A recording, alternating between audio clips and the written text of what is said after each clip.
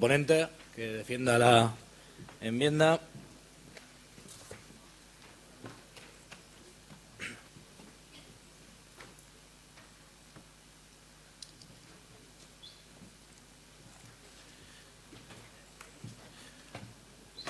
Como hemos hecho luego, hacemos luego, al final. Como hemos hecho antes, 2 minutos y 2 minutos. La 39. Es complicado empezar. ¿Se oye? El botón de arriba. El verde, el verde. Ahí, vale. Digo que siempre es complicado empezar mientras hacemos la digestión. Estamos un poco más espesos y esas cosas. La verdad es que presentamos una enmienda a la totalidad a algunos compañeros, pero también tengo que decir que llevo debatiendo aquí con John varias enmiendas, donde incluso parece que algunas cuestiones que planteamos en la enmienda a la totalidad van a ser asumidas por el documento y, por lo tanto, creo, y fundamentalmente nuestras asambleas, tanto a nivel local, territorial como esta, tienen que servir para aumentar el nivel político, tratar de entender los procesos.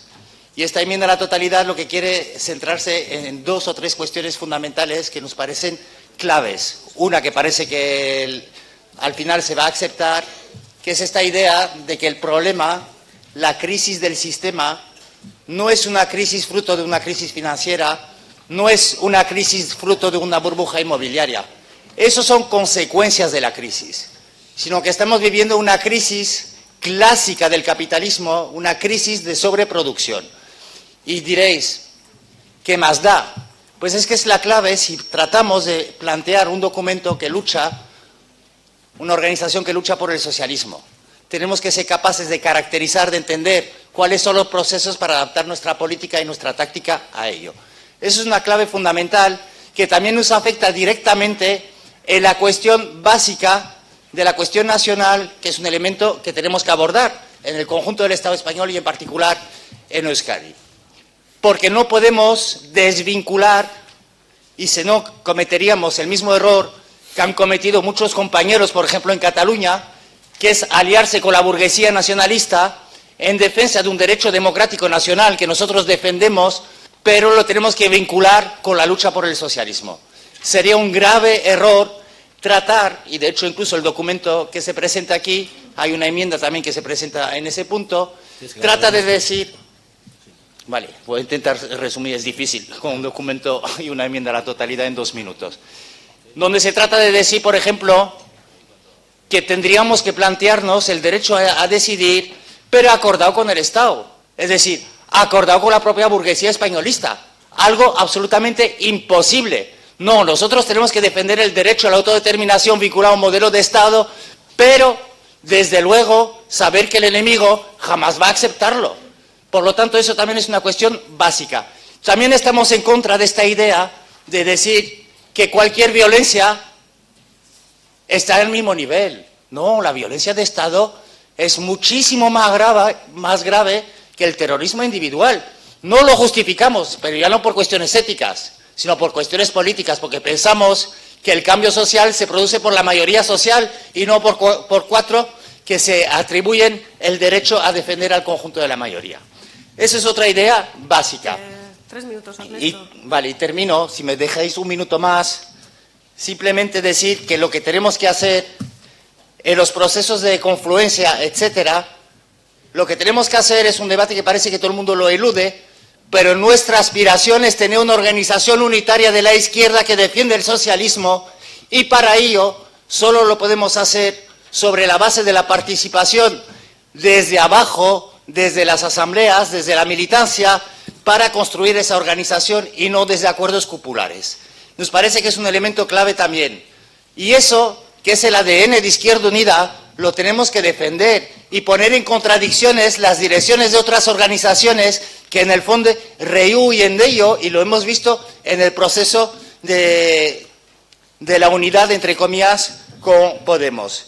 Pensamos que esas son las claves fundamentales que tenemos que vincular, es decir, la defensa de los derechos democráticos vinculado con los derechos sociales y la defensa de una organización que de forma abierta y clara lucha por el socialismo, pero no solo en palabras, sino también después con medidas concretas, como es la nacionalización de la banca, acabar con la propiedad privada, etcétera.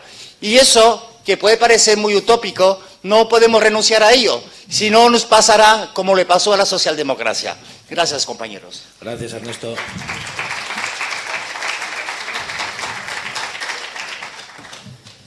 Bueno, la enmienda no se asume porque es una enmienda a la totalidad del documento político.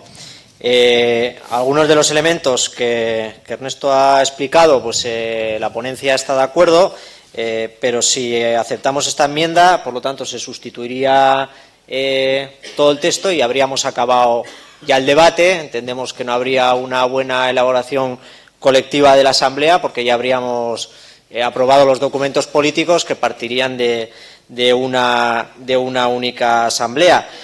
Algunos de los elementos que aquí se recogen y se defienden, como ha dicho Ernesto al principio, se han transaccionado. Algunos de los que les preocupan a los proponentes se han transaccionado en los documentos originales, digamos, por lo tanto creo que van a estar, y otros quizás no.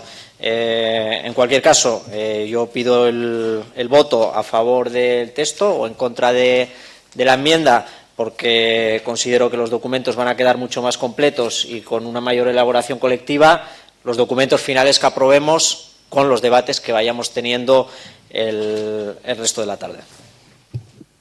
Gracias. Bueno, por tanto, pasamos a votar la enmienda número 38. ¿Votos a favor de la enmienda?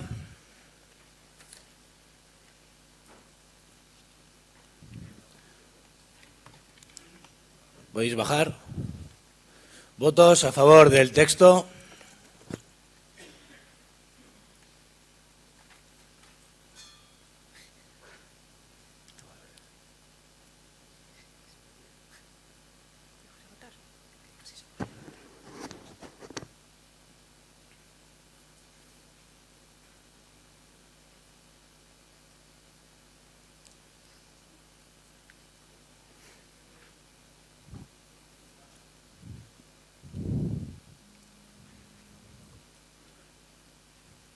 ¿Podéis bajar?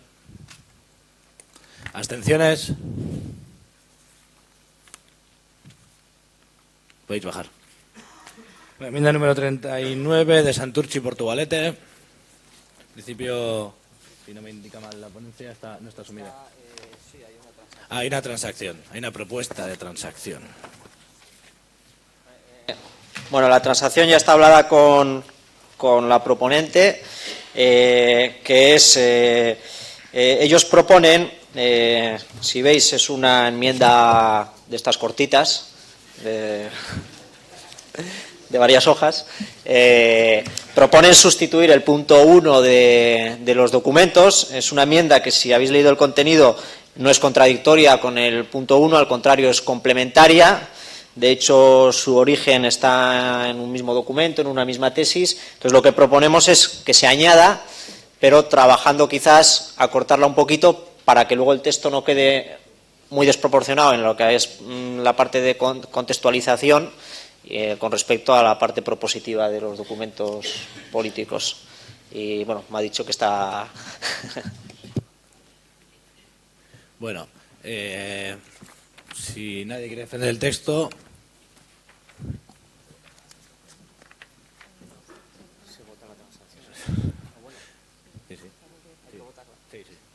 Bueno, pasamos a votar la propuesta de transacción, por tanto. ¿Votos a favor de la enmienda transaccionada?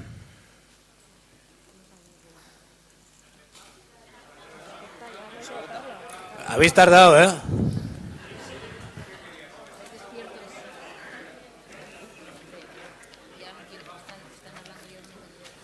Puede abrir puertas. Enmienda número 40 de Gasteiz. John. Vale, hay una propuesta de transacción también, me dice John.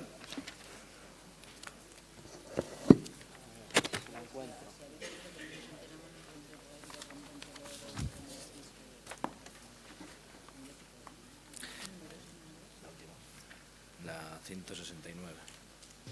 Bueno, esto es, bueno, ha explicado antes Ernesto cuando ha hecho una propuesta de enmienda a la totalidad, una de las preocupaciones que tienen ellos respecto al documento, y una de ellas es esta, ¿no?, sobre el origen de la crisis. Entonces, la transacción que hemos acordado, a la que hemos llegado, si nadie se opone, es en la página 46 de los documentos, en el primer párrafo, a la mitad del párrafo, en la cuarta línea, desde donde pones esta crisis económica es consecuencia de tal, hasta el final del párrafo, cambiar eso por la raíz de fondo de la crisis está en la crisis de sobreproducción capitalista que se manifiesta en el estallido de la burbuja financiera. ¿Sí? Es así. Bueno, pues esa es la propuesta de transacción. Vale. Si nadie se opone, seguimos. 1, 2, 3, venga. La 41 de Baracaldo. Si no me equivoco, hay una propuesta de transacción también. Sí, no me ha dado tiempo. No me ha dado tiempo a hablarla. No sé si queréis primero defender la enmienda o os digo la propuesta. De que esto es de Baracaldo, no sé a quién dirigirme. Bueno, la propuesta, más que nada, estamos de acuerdo con la enmienda, pero nos parecía que luego quedaba muy largo al desarrollar los dos puntos esos del Acuerdo Unión Europea de Turquía y el Brexit, porque además seguramente habría más cosas. Entonces lo que proponemos es dejar toda la parte de arriba y lo de la Unión Europea y Turquía y Brexit simplemente mencionarlos sin hacer toda la descripción. Vale.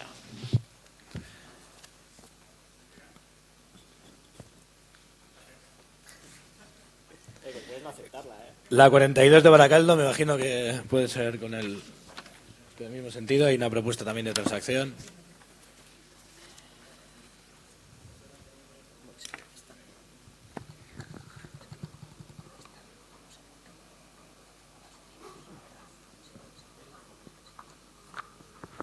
Bueno, escucha, yo la entiendo, pero yo entiendo que la puedes.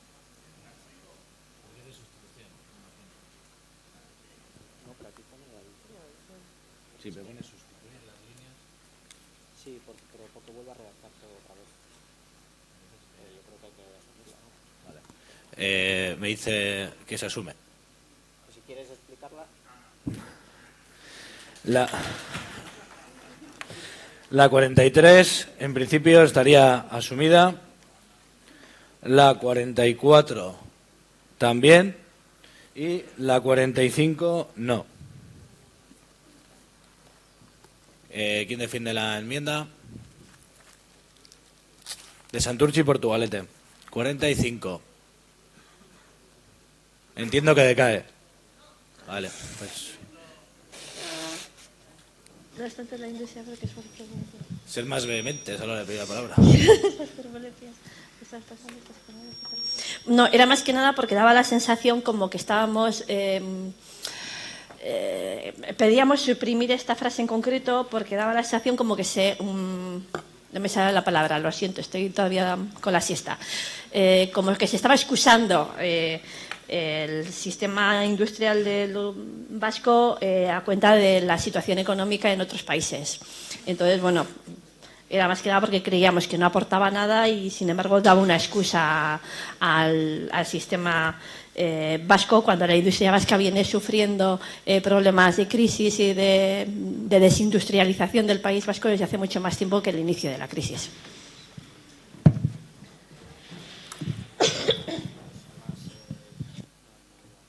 Igual no entendemos de la misma manera, pero en principio nosotros pensamos que está correcto la descripción del texto por el porcentaje de las exportaciones de Euskadi a determinados países de Europa. Entonces, bueno, nos parece que es parte de la descripción y creemos que está bien en el texto, sin más. Vale, entiendo que se pasa a votación. Vale.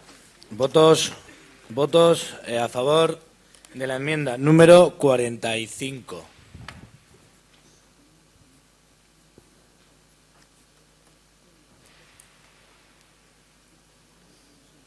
¿Podéis bajar? Votos a favor del texto.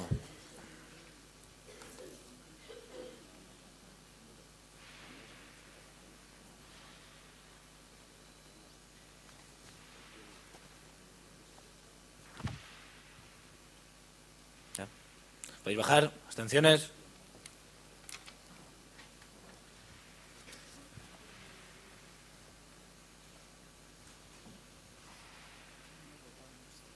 No te preocupes. Vale, podéis bajar.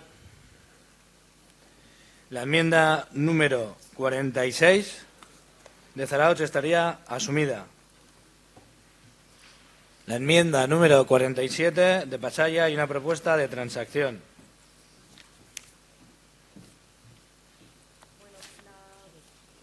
Un segundo.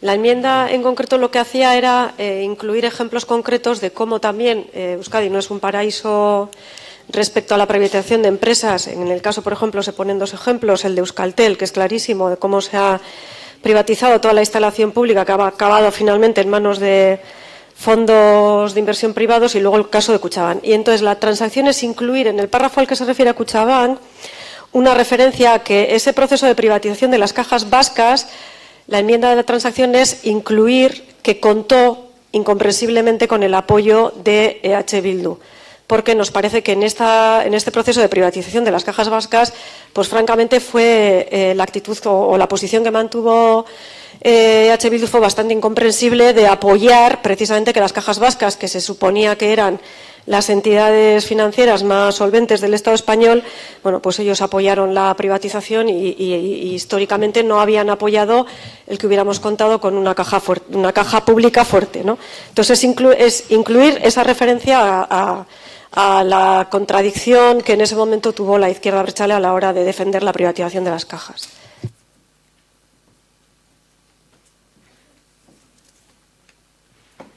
¿Se acepta? Entiendo que sí. La enmienda número 48 de Santurce, Portugalete. Hay una propuesta de transacción, como veis en el texto, que es mejorar la redacción de ese párrafo e integrar lo que se señala en la enmienda al principio. Bueno, lo lee John, vale, que quede así para que quede claro. A ver. Bueno, os leo todo el párrafo cómo quedaría. Esa pérdida, ¿sabemos dónde estamos? Sí. Esa pérdida de peso de la industria y de las grandes empresas y el avance hacia la tercerización de la economía ha supuesto la sustitución gradual de la producción de bienes hacia la prestación de servicios a través de empresas de pequeño tamaño con condiciones laborales muy precarias. Y luego seguiría. Ejemplo de esta última expresión lo hemos constatado en la huelga sostenida por tal. Sí. Vale. ¿Se acepta? 49 del área de empleo y modelo económico. Está asumida. La 50. Estoy dejando segundos para... O sea, la lógica es esa. Si digo que está asumida, dejo unos segundos. Podéis interrumpir. La enmienda número 50 también es del área de empleo, está asumida. La enmienda 51 también. La enmienda 52 también estaría asumido, excepto el concepto género femenino. Si se acepta así, pues sí, pues ahora. Pondríamos las mujeres. Vale, tienes razón.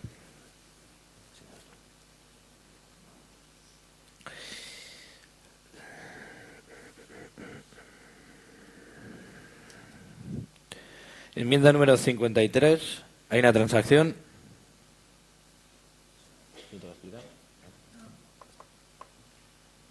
No, la transacción es muy sencilla. Sería dejar las tres capitales y las principales ciudades. No sé, es de Ermua, me parece.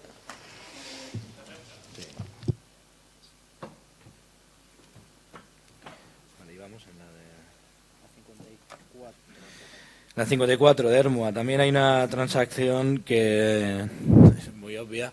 ¿Lo explicas? ¿Lo explico? Bueno, la explico. Es que sea para todo el texto y que se acepta jamás utilizar la palabra socialista cuando nos referiremos al PSE y al PSOE.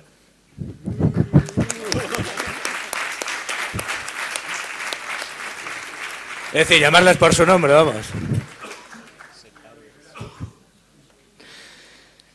Enmienda número 55 de Santurchi y Portugalete. Lo que se propone es convertirla en una enmienda de adicción.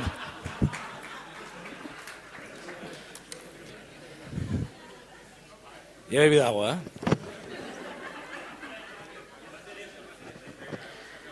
La enmienda número 56. La transacción es cambiar la palabra confluido cuando se refiere a Podemos, porque habla de la participación de Podemos en las elecciones, por participado. Se acepta la transacción. La 57 de Gasteiz no está asumida. Perdón, hay una propuesta de transacción. Bueno, no sé si Ernesto quieres explicar. Yo voy a explicar la transacción, pero si quieres explicar antes tu posición, ¿vamos bien de tiempo? Bueno, sí, pero si sois breves explicando la posición, sí, pero sin problema. O sea, hemos llegado a un acuerdo. Si o no, sea pasarle que... el micro ahí arriba, si no.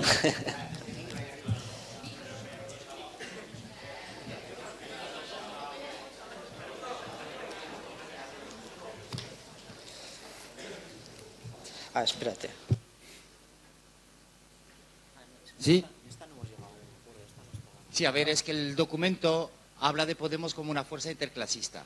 Y la tesis que defiendo es que Podemos no es una fuerza interclasista, sino que su dirección defiende ideas pequeñas burguesas, pero su base social es exactamente la misma que la nuestra.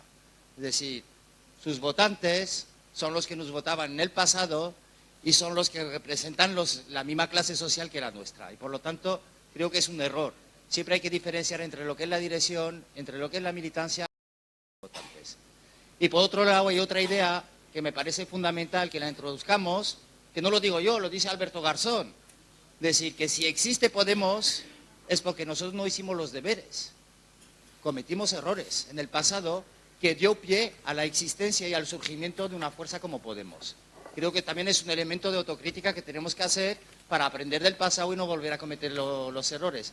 Esas son dos ideas fundamentales que están en la enmienda y también hay una pequeña análisis, que sé que eso no estará en la transacción, que es donde se analiza el hecho de que por qué en los últimos procesos electorales, donde hemos ido juntos como Unido Podemos o el Elkarrekin Podemos, pues ha habido un desinfle de la participación de sectores que han decidido ya no apostar por esa marca electoral y que creo que es fruto del debate que teníamos antes, tanto de la gestión como del debate de los estatutos, que ha sido la falta de participación y democracia interna, que se ha hecho por acuerdos por arriba, sin la participación desde abajo. Y creo que esos son factores que tenemos que aprender. Sin más, esa era la enmienda, la propuesta de transacción que va a hacer John. La voy a escuchar. Sí, es que no, me he confundido, pensaba que estábamos en la de la nacionalización de la banca. Estamos en esta, pero en esta no hemos acabado de llegar a un acuerdo, entonces yo, si te parece, te hago la propuesta que tengo. Por favor, el tema de los 2 minutos, ¿vale? Vale, no, yo voy a tardar menos, porque no nos ha dado tiempo a trabajarlo más. Yo creo que con un poco más de tiempo igual hubiéramos podido llegar a un acuerdo, no lo sé. Yo la propuesta que hago es simplemente cambiar. Estamos en la página 51, arriba, en las 3 primeras líneas, donde dice: Podemos es una fuerza con un importante componente interclasista y en el que la fuerza de las capas medias resulta decisiva. De ahí a la irrupción en la política española tatatil. Cambiar eso por Podemos es una fuerza heterogénea que ha irrumpido en la política con elementos discursivos en parte ajenos a la tradición ideológica y de clase y tal. Sería esa la propuesta de transacción. Es decir, no describiría a Podemos como una fuerza interclasista, que creo que es una parte de tu reivindicación, y no entraría al resto porque no me ha dado tiempo tampoco a trabajarlo.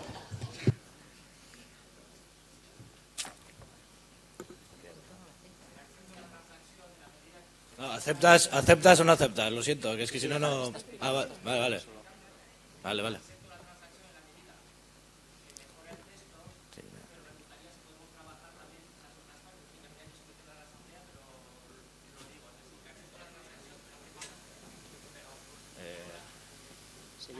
Seguimos debatiendo.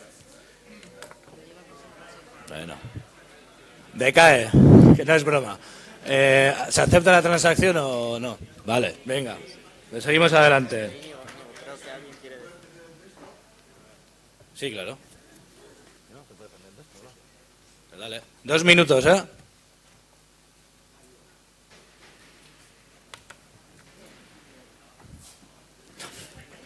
El poder del celo. El tema es, a mí me parece mucho más correcto tal y como viene en el texto, porque nosotros ahí lo que definimos es el proyecto político de Podemos, y el proyecto político de Podemos ciertamente es interclasista. Entonces me parece que viene bien definido, y como científico, o sea, no sé, considero que a un nivel material lo que se está bien definido me gusta más que andéis poniendo rollos heterogéneos y tal, cuando ya tenemos una cultura política propia con una terminología propia que define de manera más correcta esta cuestión.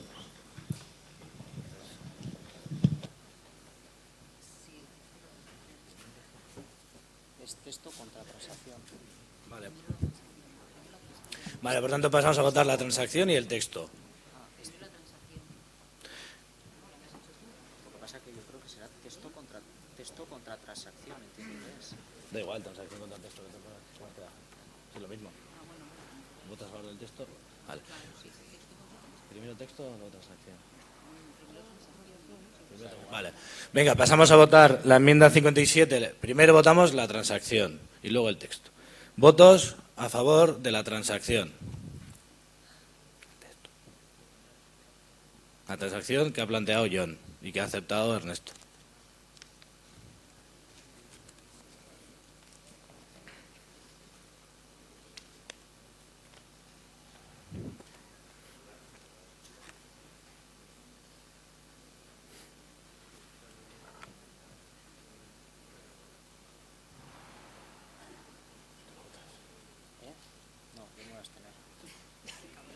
Podéis bajar votos a favor del texto. No.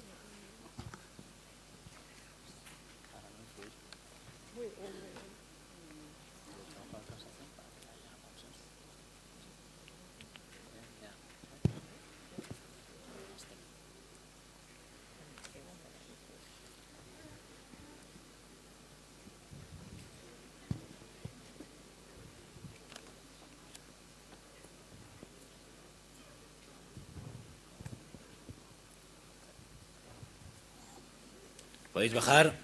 Abstenciones.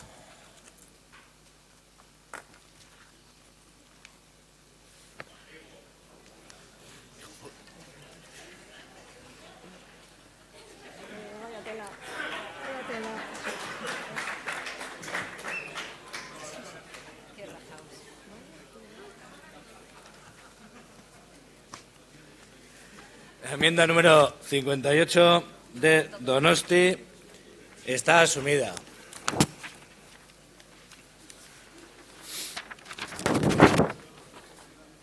Enmienda número 59 de Rentería no está asumida. ¿Quién defiende la enmienda? Bueno, Atxaldeon guztioi, si me permite la mesa, defiendo la 59 y la 60, que bueno, de todos modos no son mis enmiendas, o sea que decir, la justificación ya está puesta en el propio documento, así que me voy a limitar a que ni a leerla, o sea, ya tenéis vosotros el documento, ya sabéis cuál es la justificación. Pero vamos, básicamente la enmendante que propone esto, eso, habla de suprimir estos párrafos porque entra en contradicción con lo que estamos defendiendo, o con lo que entiende que estamos defendiendo. Ya está.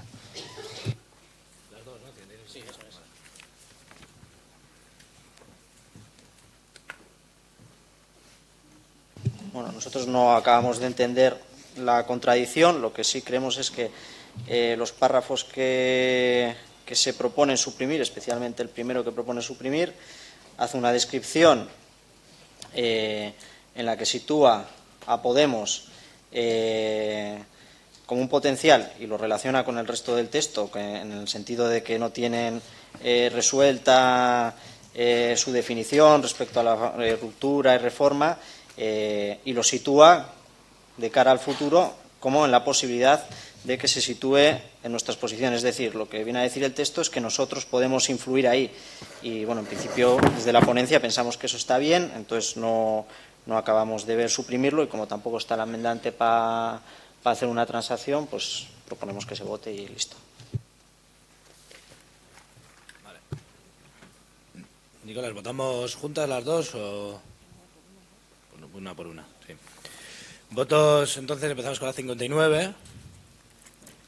Votos a favor de la enmienda número 59. Levanta más.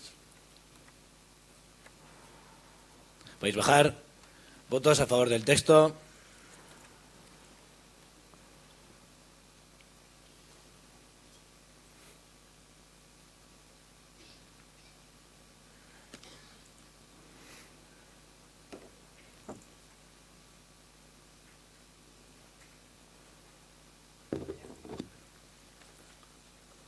Podéis bajar. Abstenciones.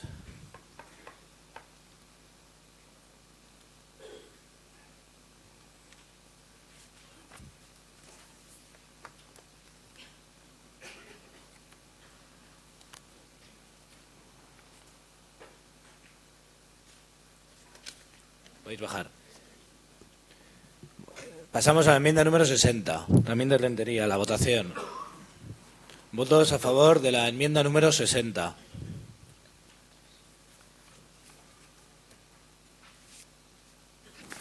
Podéis bajar. Votos a favor del texto.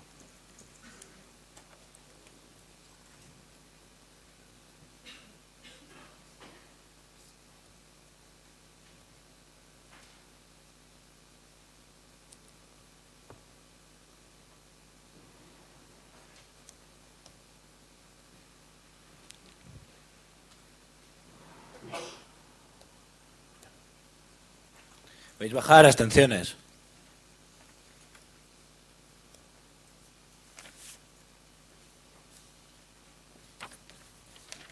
La siguiente, si se aprueba la transacción de antes, decaía. Sí, la 61. Sí, si se ha aprobado, no se le pasa. Vale. Vale. Porque es el mismo.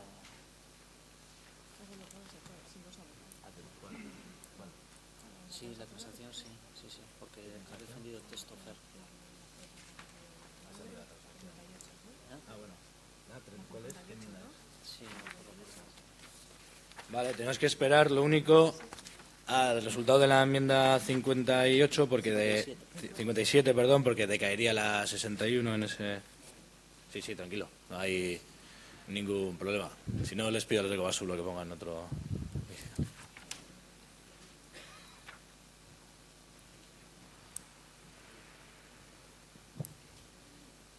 Tranqui, ¿eh?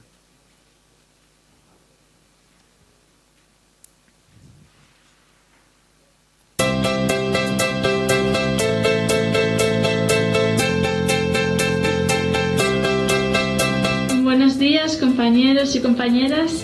Bueno, me alegra mucho poder mandar un saludo a la 9ª Asamblea de Esclaranice. Ojalá pudiese estar allí, ojalá hubiese podido participar de todo el proceso con vosotros y con vosotros. Me alegra mucho poder mandar un saludo a la 9ª Asamblea. Ojalá pudiese estar allí, ojalá hubiese podido participar de todo el proceso con vosotros y con vosotras, de los debates, pero toca mandar un saludo desde Bolivia hoy. Y bueno, yo intento acudir a todo lo posible, no como Sandra, sino para hacer un hueco a IU y para que se vea que si yo estoy es porque he adquirido una cultura política, una tradición, unos valores y una lucha que me la ha dado un partido político que quiero que se conozca y que quiero que aquí la gente nos reconozca y nos vea también como su contraparte en España y que se oiga hablar de nosotros y de todo el trabajo que hacemos, de todo el trabajo que hemos hecho y de todo el trabajo que estáis haciendo ahora allí. Así que bueno, es la labor que me he propuesto, es la labor que intento llevar a cabo y esperemos hacernos un huequito por aquí. Un beso muy fuerte, un abrazo, salud, república y feminismo.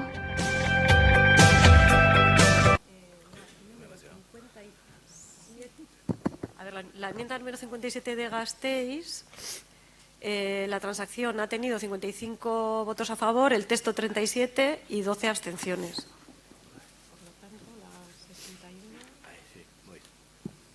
La enmienda 61 de Caria. Enmienda número 62 de Santurchi y Portugalete. En principio no está asumida. ¿Quién va a defender la enmienda? Bego.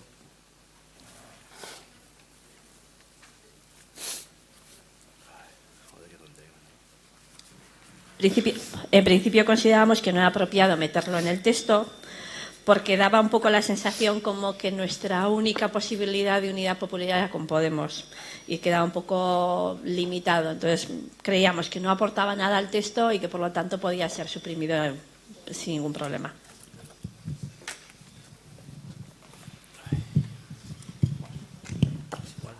De aquí se oye. Bueno, en principio desde la ponencia se considera que lo que se propone asumir sí que es importante para el texto. A ver dónde estoy. No entendemos de la misma manera que parezca que dice que es la única, porque de hecho dice la alianza con Podemos es por tanto uno de los ejes que debe articular la actividad de la nueva unidad popular de cara al exterior. Y además pensamos que es importante luego, sobre todo en la segunda parte, en paralelo a una basculación definitiva de Podemos hacia su alma rupturista, porque es también un poco lo que está defendiendo toda la tesis también del texto, en el sentido de que lo que ya hemos discutido también, que no tienen resuelto eso y que nosotros tenemos que intentar influir ahí. Por lo tanto, no se vota. Vale. Pasamos a votar la enmienda número 62. ¿Votos a favor de la enmienda?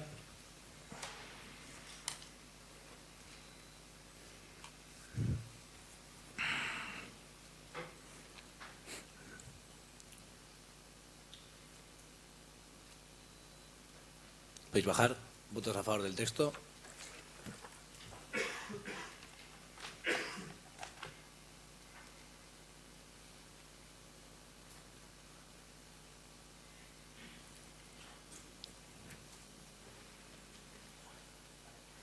¿Podéis bajar? ¿Abstenciones?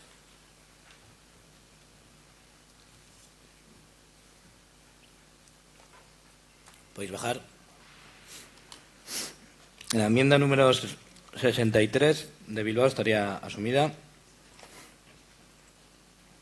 Se propone asumir también la 64 y la 66 a la vez, que son de Donosti y de Debagoiena.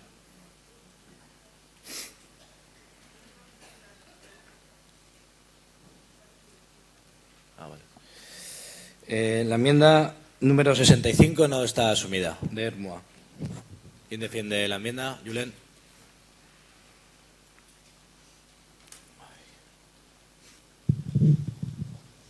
Bien, en el texto se habla de dos tesis dentro de la izquierda abertzale y entendemos que existe una tercera que de carácter involutivo, que aunque no esté muy organizada, está organizada en ATA y este tipo de movimientos, y que puede ser importante a la hora de las decisiones que pueda tomar en el futuro Sortu y la izquierda abertzale en su conjunto, y que puede influir.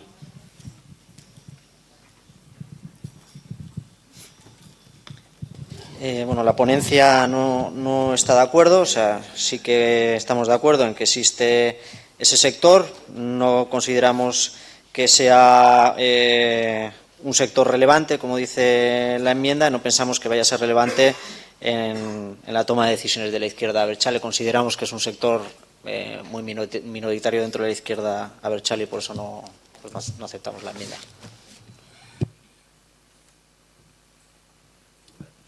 Pasamos a votar la enmienda 65. ¿Votos a favor de la enmienda?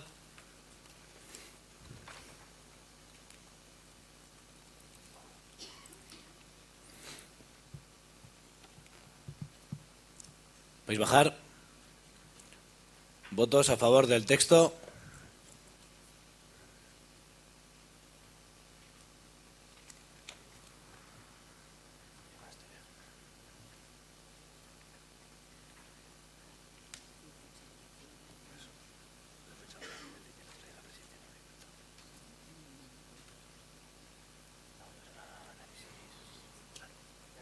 Podéis bajar. Abstenciones.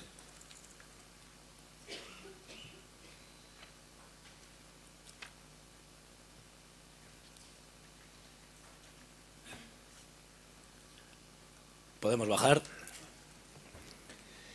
La enmienda número 67 de Baracaldo hay una propuesta de transacción. ¿La tienes o yo me la acuerdo? ¿Tú te acuerdas? Bueno, la redacción definitiva no la tengo, pero la ponencia lo que proponía era, además de señalar a Baracaldo como la última ciudad que pierde el Partido Socialista, describir la pérdida de ayuntamientos durante las últimas legislaturas en toda la margen izquierda, y además mencionar que Baracaldo fue el último ayuntamiento que perdieron y que el único que mantienen de toda la margen izquierda de esta minera es el ayuntamiento de Portugalete. O sea, meter eso en la redacción. No sé de quién era, pero es de Baracaldo. Tuya. Pues asumes.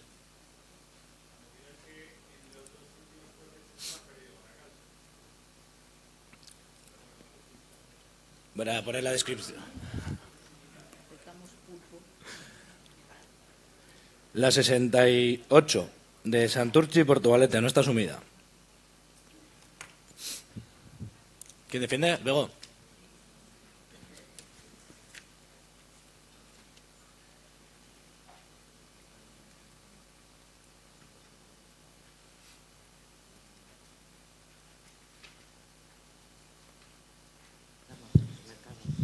A ver, estábamos hablando en este párrafo en concreto, se habla del PP y de UPyD y la pérdida de escaños o de referencia en Euskadi por parte de estas organizaciones, y nosotros lo que hacíamos es una aportación diciendo que este referente ideológico de derechas está suplido en gran medida por el PNV y, por lo tanto, pues que a fin de cuentas hacen el mismo tipo de política, están al servicio de los mercados y del capital, más alejados de las necesidades de la ciudadanía, implantando las mismas políticas que las realizadas a nivel nacional por parte del PP y bajo el sacrosanto palio del nacionalismo. Entonces, que bueno, que a fin de cuentas no es que perdiese la derecha potencia en Euskadi, sino que simplemente cambiaba la derecha nacional por la derecha nacionalista. Bueno, el problema con la enmienda más que nada era de redacción. Si podemos hacer una redacción, sobre todo con la parte final del bajo palio, del sacrosanto, pero la explicación que das, digamos, estamos de acuerdo. Eso y la parte primera, ¿no? Que no sé si no lo entendíamos bien cuál era, pero ya te he entendido perfectamente. Vale, se acepta el espíritu de la enmienda. La enmienda número 69 de Hermoa no está asumida.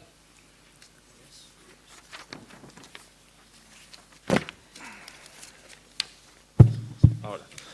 Bien, pues lo que entendíamos en Hermoa era que uno de los factores que había afectado al PP en estas últimas elecciones era que parte de su electorado había votado al PNV con tal de impedir un futuro gobierno de izquierdas en este país.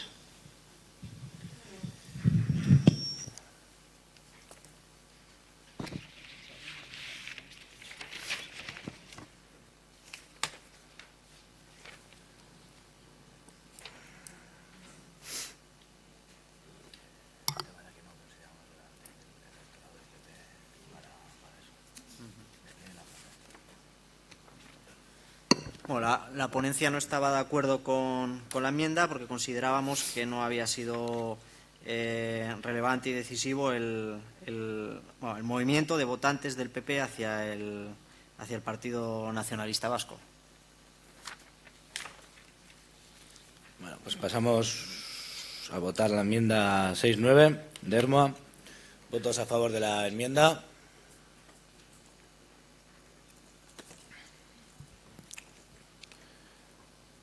Podéis bajar. ¿Votos a favor del texto?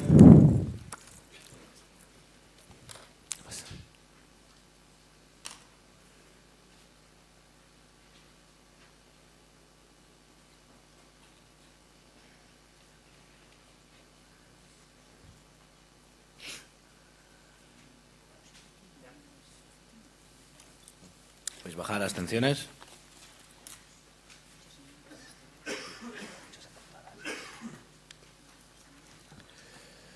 ¿Podéis bajar? La enmienda número 70 está asumida. La enmienda número 71 está asumida. En la enmienda número 72 hay una propuesta de transacción. La enmienda es mía y la transacción también, así que si alguien quiere defender el texto, yo acepto la transacción. Sí. Hoy no me apetece discutir conmigo. Vale, si nadie defiende el texto, seguimos. La enmienda número 73 de Santurchi y Portugalete no está asumida.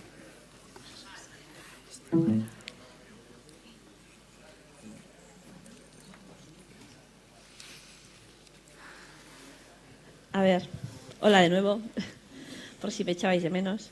A ver, no, es que la verdad es que si leéis en conjunto el documento, se hace una valoración de los diferentes resultados de las diferentes fuerzas políticas y parece como que Ezker Anitza estamos invisibilizados, con lo cual entendíamos que esa parte dedicada a nosotros mismos y a nosotras mismas tendría que tener un poquito más de empaque, y entendíamos que añadir un poco lo que había sido nuestro trabajo y demás era necesario.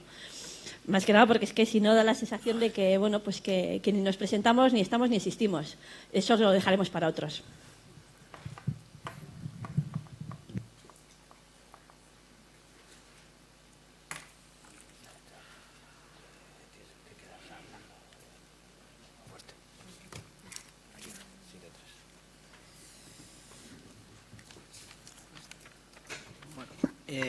Vamos a ver, la ponencia no...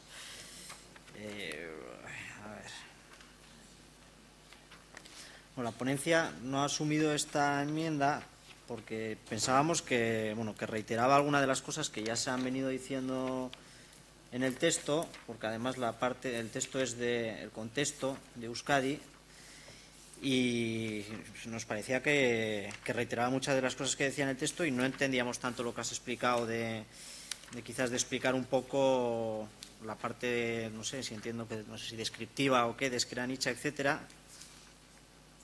Entonces, bueno, no sé, como no hay ya mucho margen para transaccionar, bueno, lo que se valoró es que reitera y repite algunas de las cosas que dice en el texto y que luego pues que queda en la parte final.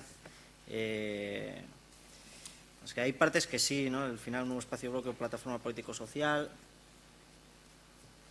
Lo que pasa es que el párrafo final de los documentos ya explica que se compromete Ezker Anitza y luego pues la siguiente parte es el a dónde vamos, ¿no? Que lo explica en la siguiente hoja. Entonces entendíamos que ahí ya estaba explicada la parte Ezker Anitza. Entonces, bueno, un poco esa es la razón que no se aceptaba la enmienda.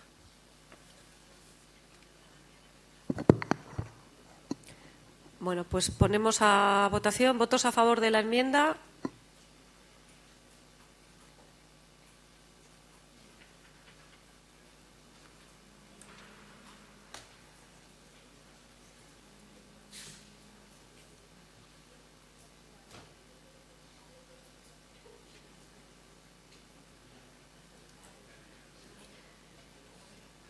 ¿Votos?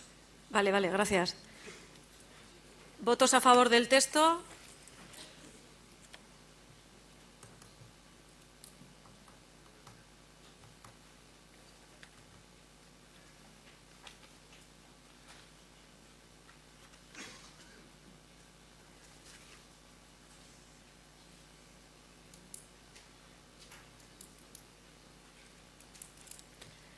Vale, ¿abstenciones?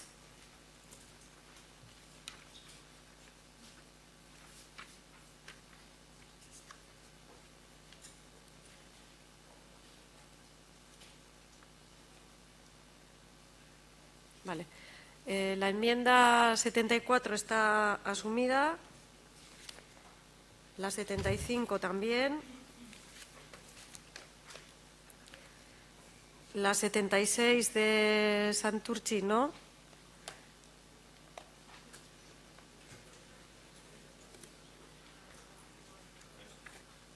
A ver, en principio era simplemente añadir la frase de esa izquierda anticapitalista. Entendíamos que izquierdas anticapitalistas no solamente somos nosotros, sino que hay más, y que evidentemente añadir una serie de adjetivos que nos identifican y nos diferencian de otras izquierdas, evidentemente era positivo, como ponerlo de federal, feminista, republicana, laica, ecologista, socialista. Evidentemente creo que no sobraba el poner algún adjetivo más, y sí lo que hace es identificarnos. Bueno, la ponencia no está de acuerdo con la enmienda porque entendemos que la descripción de lo que es esa izquierda se hace en otros sitios, y aquí lo que está haciendo es, al explicar, lo que está diciendo es mencionando a una izquierda, no haciendo una descripción de la misma. Entonces, la parte de alternativa, pues sí, simplemente para esto, pero añadir todos los apellidos nos parecía que era cargar el texto cuando el objetivo no es describirla, sino simplemente mencionarla y solamente incluir la parte descriptiva necesaria para distinguirla de la izquierda que no está aquí. Entonces, pensábamos que cargaba mucho y no se aceptaba.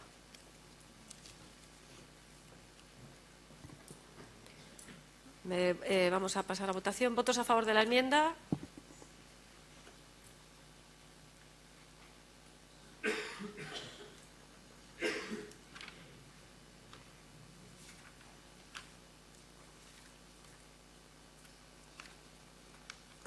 Vale. ¿Votos a favor del texto?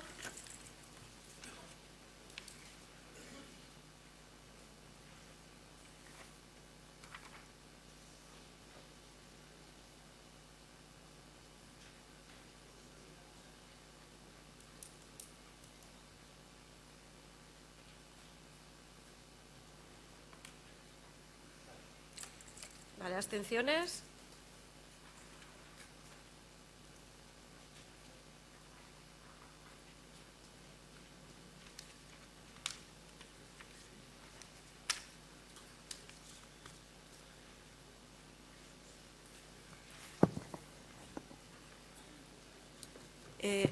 Si os parece, os damos los resultados de algunas enmiendas. A ver, la número 38, votos a favor de la enmienda 7, del texto 84 y 3 abstenciones. La enmienda número 45, votos...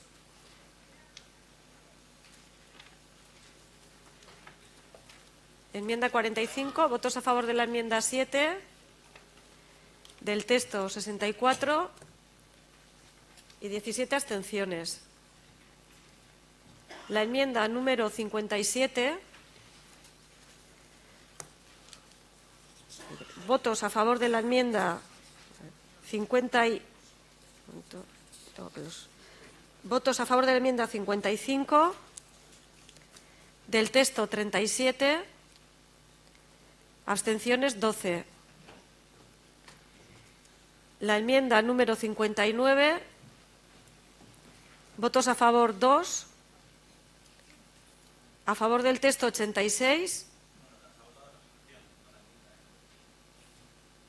¿Cuál? No, la 59 estoy hablando, ¿eh? La enmienda transaccionada, 55 votos a favor, 37 a favor del texto y 12 abstenciones. La número 59, votos a favor de la enmienda 2, del texto 86 y 8 abstenciones.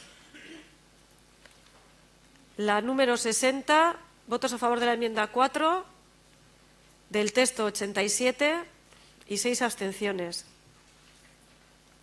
Enmienda número 62, votos a favor de la enmienda 15, del texto 72 y 11 abstenciones. Y la última, votos a favor, la enmienda número 65, votos a favor de la enmienda 15, del texto 63 y 17 abstenciones. Entonces, seguimos ahora con la enmienda número 76, que está No, esta todavía no tengo los resultados. La siguiente es la número 77, que está asumida. Vale, bueno, los doy luego. La 78 también está asumida. Pero sí, es una enmienda del área de juventud, así que sí, es grande y...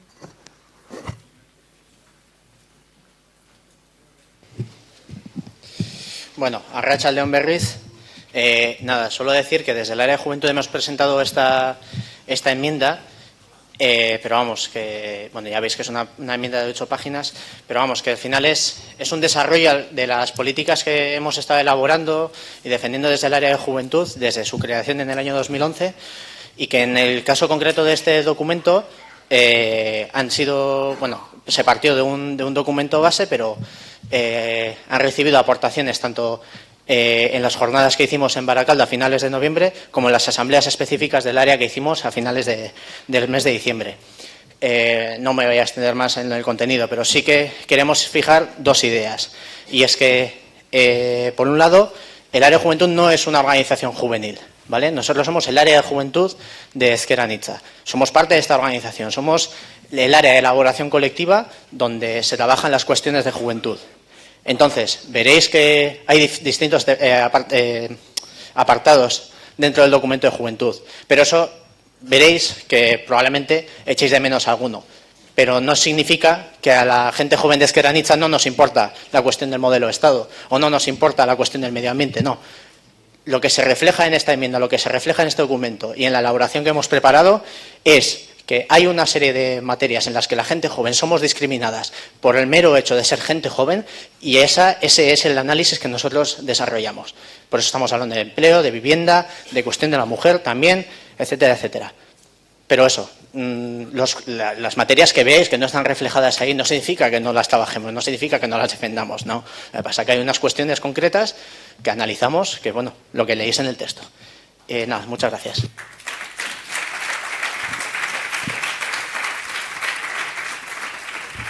Gracias, Avi. Continuamos. La enmienda número 79 de Ortuella, que no está asumida.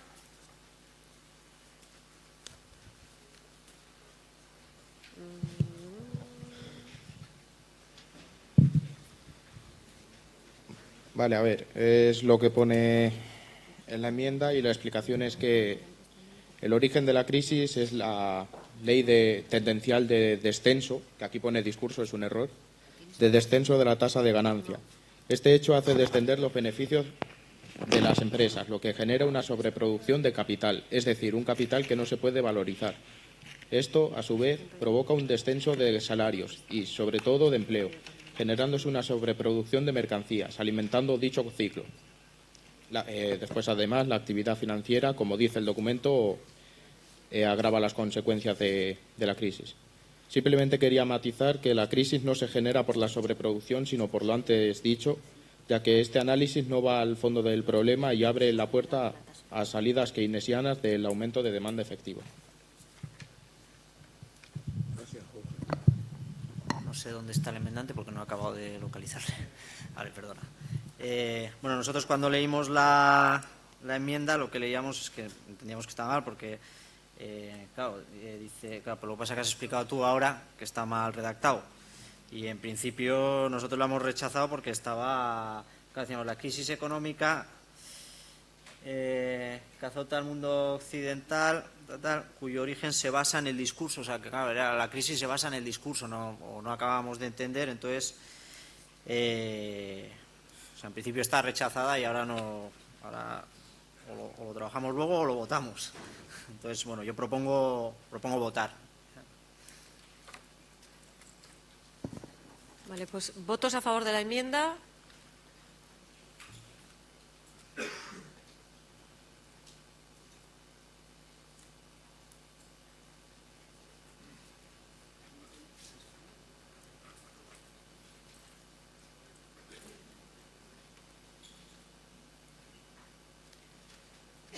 Vale, votos a favor del texto.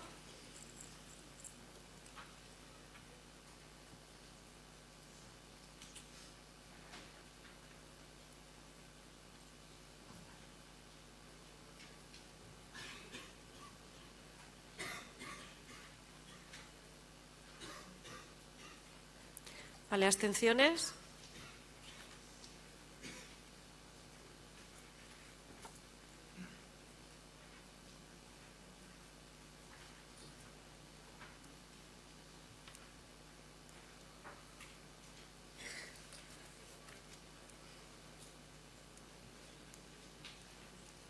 Vale, pasamos a la siguiente, que es la número 80 de Santurce Portugalete.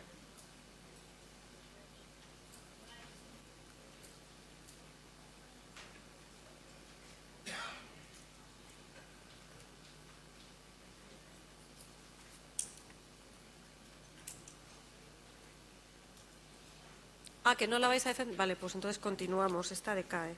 La 81 está asumida. La 82 también. La 83 también. La 84 hay una propuesta de transacción. Sí. Bueno, es... La comento. Nos explica aquí, es suprimir... en lugar de decir que el ahorro va aumentando, cosa que, bueno, pues no es así, suprimir eso por la acumulación de riqueza está cada vez en menos manos o algo así. O sea, porque no es que el ahorro vaya aumentando, da la sensación de que el ahorro de manera general aumenta y eso no es cierto. O sea, lo que aumenta es la desigualdad y... Entonces, bueno, pues... Vale, gracias.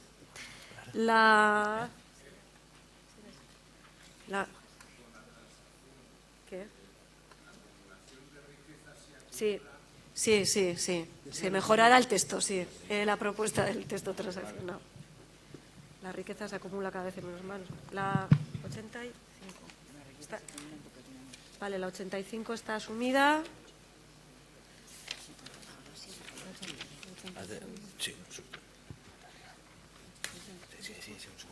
Vale, la 86 hay una propuesta de Debagoyena y una propuesta de transacción.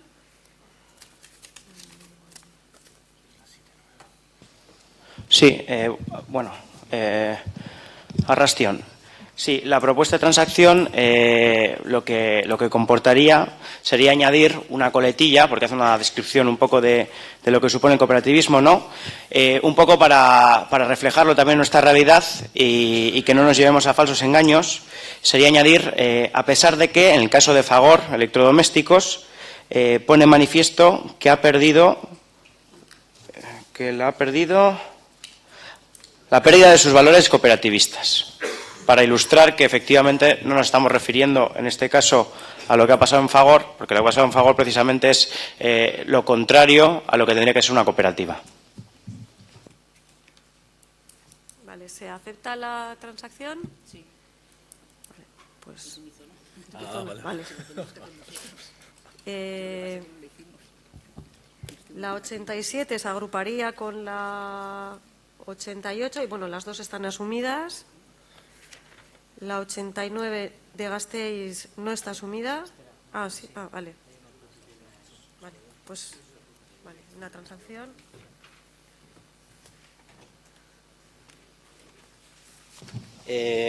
Bueno, hemos llegado a un acuerdo con el proponente. A ver si me aclaro.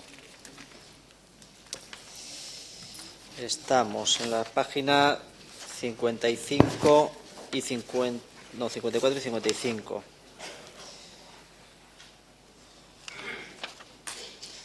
Eso es. En la página 55. El segundo párrafo quedaría de la siguiente manera. Recuperando la banca pública y oponiéndonos a su privatización, estableciendo transitoriamente un tributo que penalice las transacciones financieras, pues que grave las transacciones financieras, eliminando los paraísos fiscales y adoptando medidas complementarias para penalizar la especulación financiera, entre otras. La actual crisis financiera ha puesto de manifiesto la incapacidad del mercado para autorregularse, tal y como sostenían las tesis más liberales, y ha puesto de manifiesto la necesidad de la nacionalización de la banca, pues mientras la mayoría del ahorro esté controlado por banqueros privados, el poder real estará en manos privadas. Esa sería la propuesta de transacción, que en principio estaba aceptada por el proponente.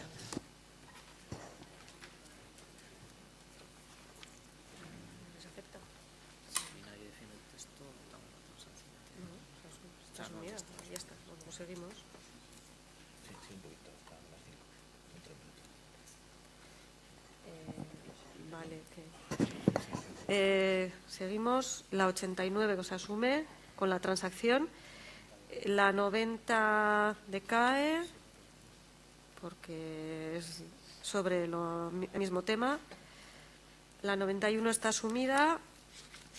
La 92 también.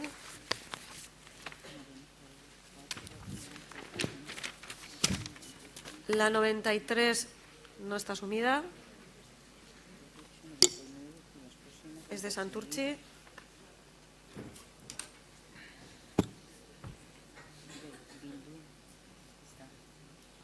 Desde Santurchi y Portugalete entendíamos que no solamente se habían adoptado ciertas medidas fiscales por parte del PNV, PSE y PP, sino que hubo también su época donde Bildu gobernó en Guipúzcoa y las políticas fiscales tampoco fueron parecidas, con lo cual entendíamos que no podíamos dejar fuera a Bildu. Bueno, en este caso, desde la ponencia no admitíamos la enmienda porque es verdad que Bildu gobernó en Guipúzcoa, también es verdad que en minoría, pero las propuestas fiscales que hizo, quiere decir que no se puede comparar y meter el mismo saco al PNV y al PSOE que a Bildu, porque de hecho una de las cosas que hizo fue recuperar el impuesto de grandes fortunas.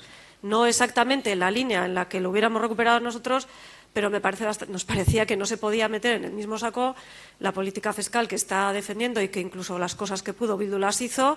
En Guipúzcoa hoy por hoy hay, por ejemplo, los ayuntamientos pueden aplicar un recargo del 150% de Enelibia a las viviendas vacías, cosa que eso en Álava no existe y en Vizcaya pues me parece que no sé si están en ello.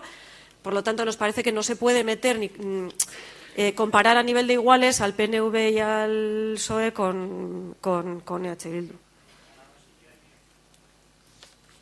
Álava y pues en Vizcaya me parece que no, andaban ahí, pero bueno. También ya lo habéis metido, bueno, pero que en Guipúzcoa os llevamos ventaja y por ejemplo ahora mismo. ¡Hombre! ¡Joder! Y ahora. No, pero bueno, quiero decir, ahora mismo, por ejemplo, en Guipúzcoa tenemos el impuesto de grandes fortunas y en Vizcaya y en Álava no se lo cargaron y sigue sin estar. Entonces, simplemente para decir que no se puede meter en el mismo saco, porque exacto no es.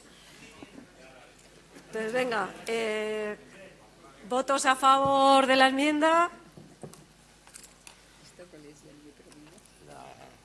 93.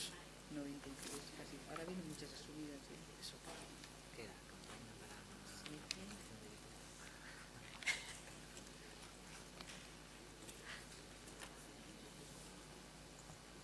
Vale, votos a favor del texto.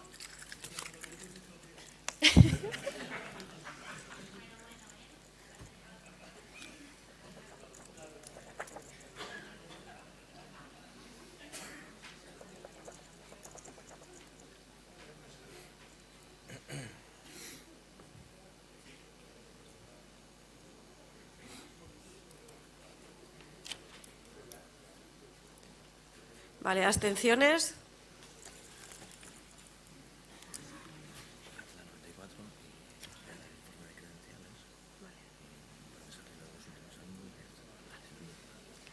Vale, la 94 está asumida. La 95 también. La 96. Para ahí. ¿Qué pasa? Para ahí. Ah, vale. Vale. Bueno, siendo las 5, os paso el resultado del acta de la Comisión de Credenciales, que han sido acreditadas 114 personas en total de 120, 38 de Guipúzcoa, 59 de Vizcaya y 17 de Álava. En total, 114 de 120. Aprovechando que hacemos esta pausa, doy la palabra para los dos últimos saludos de la Asamblea. Doy primero la palabra a Eder Álvarez, portavoz de Irabasí, Ezker Anitza y Equo Independientes de Baracaldo y compañero de la Asamblea local.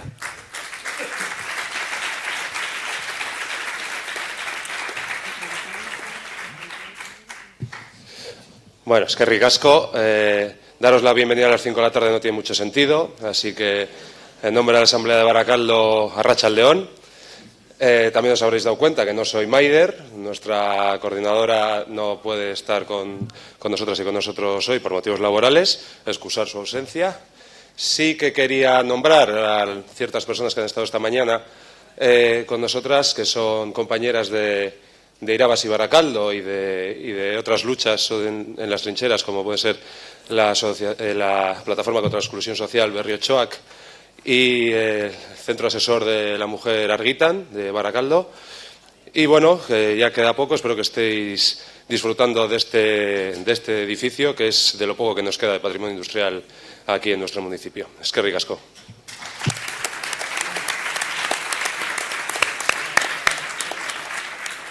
Eskerrik asko, Eder. Doy la palabra ahora a Lara Montilla, de Ikasle Ekintza.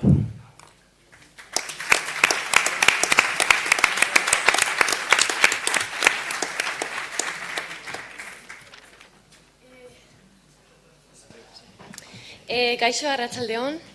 Nada, dar las gracias a Ezker Anitza por la invitación y también por su reconocimiento, no ahora, sino desde hace muchos años, por el trabajo que hace nuestro sindicato por la educación pública.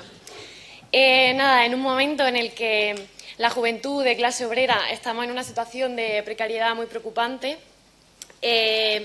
nos parece positivo que podamos tener estos debates. Esperamos que sean fructíferos los que estemos dando y que Ezker Anitza salga aún más reforzada para seguir construyendo izquierda y para seguir luchando unidas por una vida digna y por una educación pública, laica, plural, anticapitalista y antifeminista. Nada, felicidades. Feminista. Has dicho antifeminista. Ay, perdón. Pero feminista. Antifeminista. Una sociedad antifeminista. Me falta uno. Me falta uno. Es que estamos...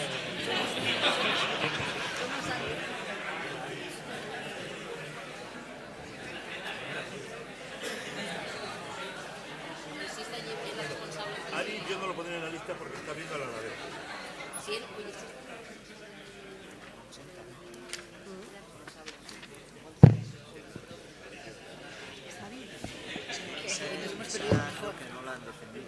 Bueno, seguimos con el debate. Si no me equivoco, vamos por la enmienda número 95 y estaría asumida. Junto a la 96, que no, la 94 y 95 estaban asumidas las dos por el mismo, dicen lo mismo, han coincidido los datos, suponemos que está bien. La 96 de Zarautz estaría asumida. La 97 también de Zarautz estaría asumida.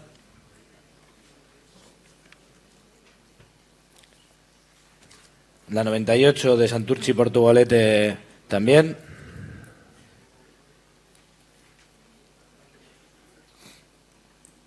La 99 del área de empleo y modelo económico también.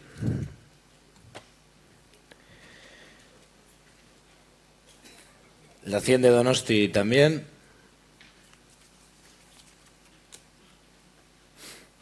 La enmienda número 101 de Santurtzi y Portugalete también estaría asumida.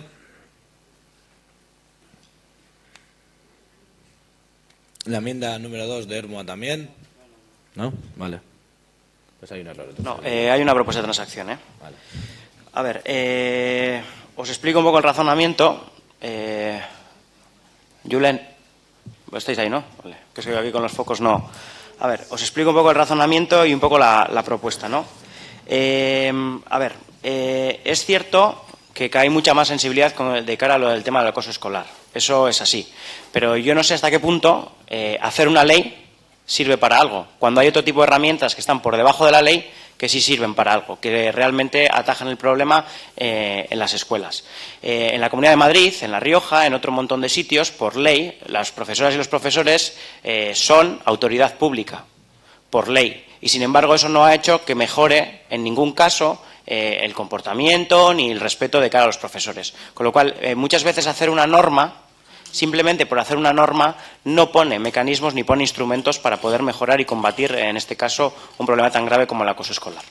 Con lo cual, yo lo que os planteo, a ver qué os parece, es hacer un poco, en primer lugar, reconocer que no hay un incremento, porque yo no creo que haya un incremento, lo que hay es una visibilización, que es distinto. Acoso escolar ha habido siempre, desgraciadamente. Y, en segundo lugar, enumerar una serie de mecanismos que yo creo que la ponencia piensa que pueden ser mucho mejores. En ese sentido, quedaría redactado así. Ante el incremento de la sensibilización sobre el acoso escolar en los últimos años y las muertes que este genera en edades cada vez más tempranas, debemos apostar por reforzar el debate entre los agentes de la comunidad educativa para mejorar las herramientas de lucha contra el acoso escolar. Mejorar el protocolo del Gobierno vasco, mejorar los programas curriculares efectivos, las herramientas de formación y detección por parte del profesorado y de los padres y las madres, y los propios valores que transmitimos como sociedad, que para mí este es el quid de la cuestión. Los valores que las niñas y niños llevan a la escuela son valores que, como la sociedad en sí, les imprime. Con lo cual, el acoso escolar, la falta de respeto, el odio a lo diferente, etcétera, etcétera, deriva de esa escala de valores en la que vive la sociedad. No sé qué os parece.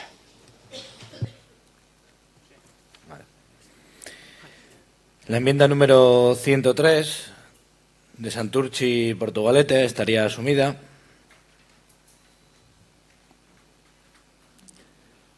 La enmienda número 104 de Pasaya también.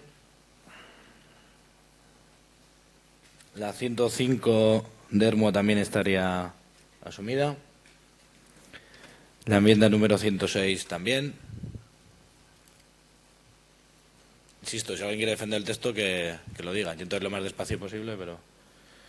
La 107 estaría asumida también.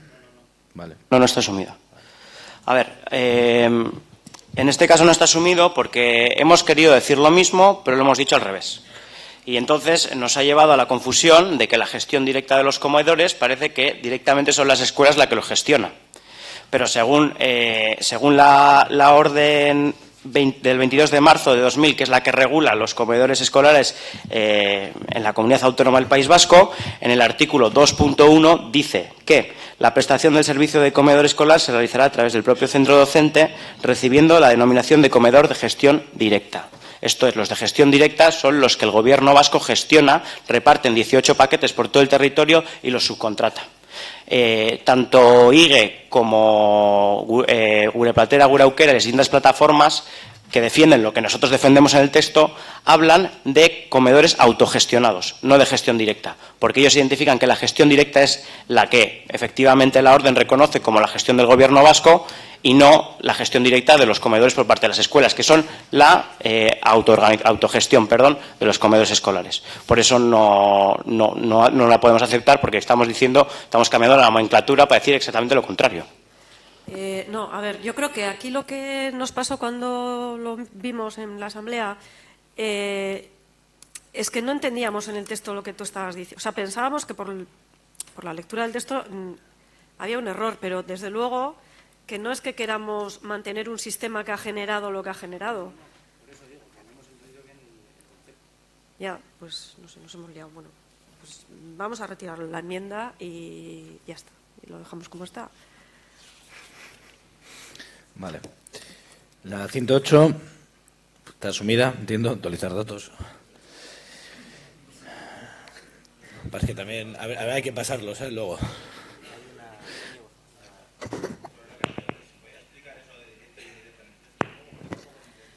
Es que a nosotros nos llegó a conducir a un error. Yo creo que aquí Xavi. Hombre, igual es tan sencillo como quitar la palabra directa y poner que... Claro, pero es que la orden a los comedores subcontratados los llama de gestión directa. Es que es la nomenclatura legal que tienen los comedores que están subcontratados dentro de la red pública vasca. Es una triquiñuela del PNV.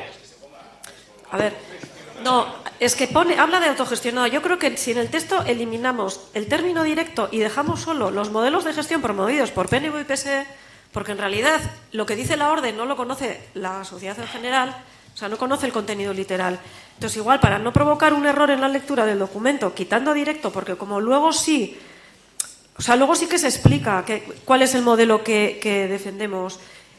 O sea, de hecho, a nosotros lo que nos pasó fue que nos llevó a error este término en el texto. O sea, a malentender lo que estaba poniendo aquí, si bien compartíamos la parte a que iba a continuación.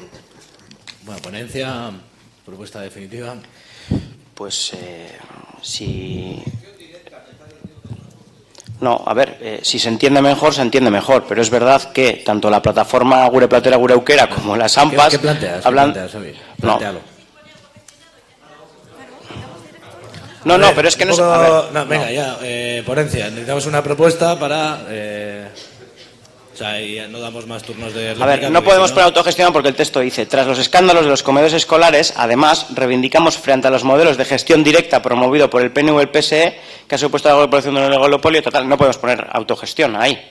Lo que estamos discutiendo es si ellos decían gestión indirecta, y gestión directa es el nombre jurídico de esos comedores que están subcontratados. Entonces, podemos quitar, si os parece, lo de directa, el modelo de gestión o los modelos de gestión promovidos por el PNV y el PSE, y lo dejamos tal cual. Ala.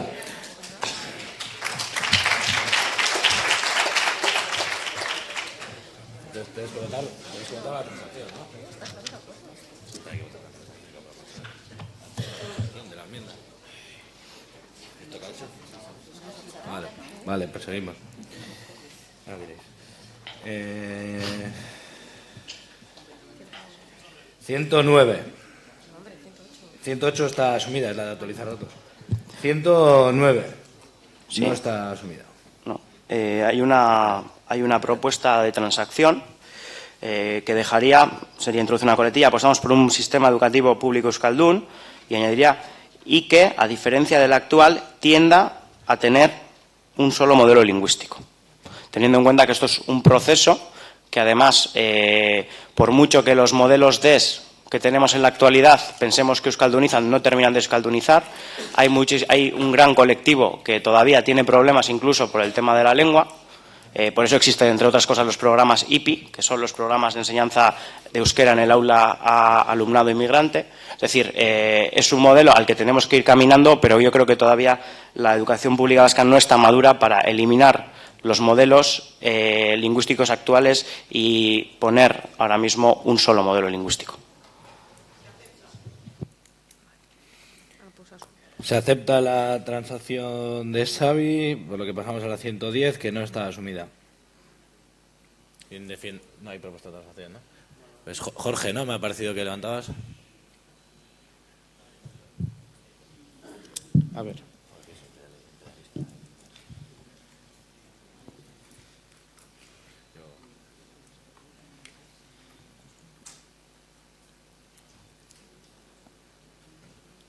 ¿Quién defiende la enmienda?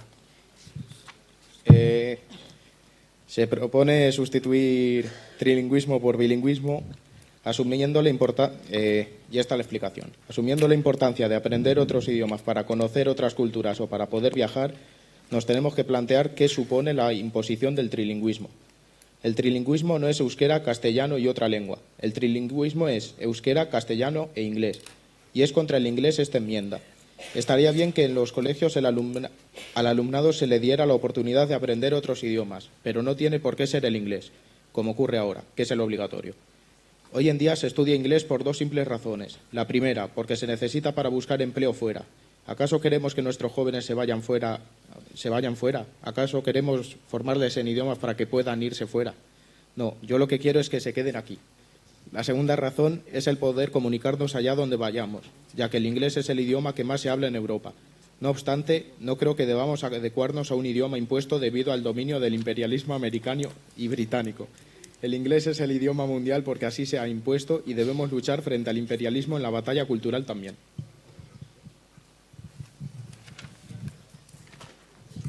Bueno, la ponencia evidentemente no está de acuerdo en esa percepción. En primer lugar, el actual modelo de trilingüismo o el programa de trilingüismo que está poniendo en marcha el Gobierno vasco es mayoritariamente en inglés, pero es a decisión de los centros escolares. De hecho, hay centros escolares cuyo proyecto trilingüe es en francés, con lo cual es una elección de la escuela no una imposición del Gobierno vasco. En la actualidad hay 148 auxiliares de conversación en inglés en el sistema público vasco, 8 de alemán, 1 de italiano y 22 de francés.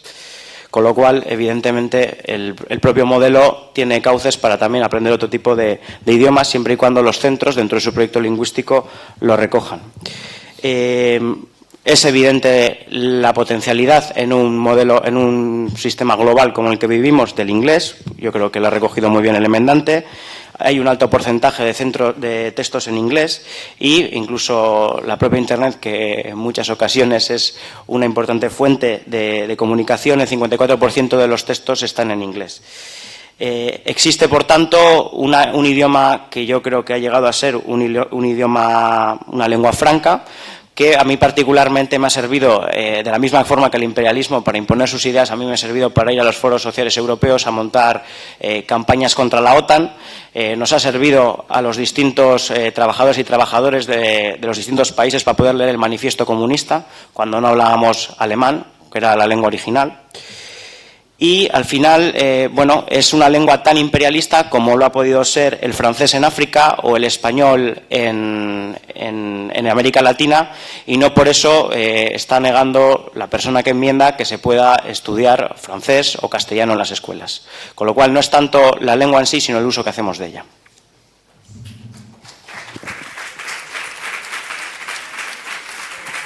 Vale. Bueno, pasaríamos a votar. ¿Votos a favor de la enmienda?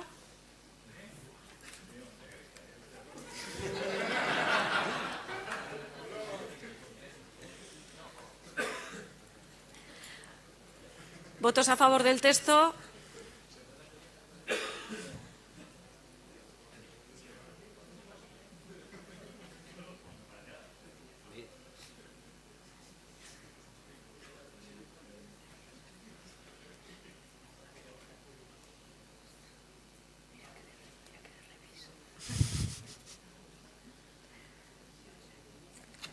Vale, ¿abstenciones?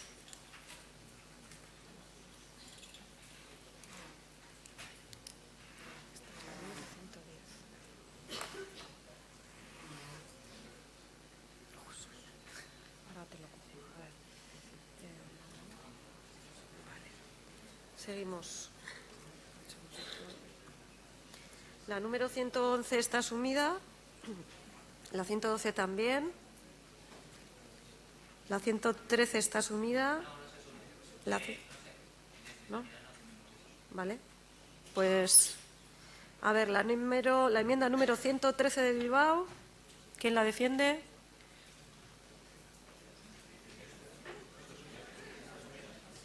No, que no. Bueno, entonces ahora defendéis el texto. Bueno, ¿quién defiende el texto?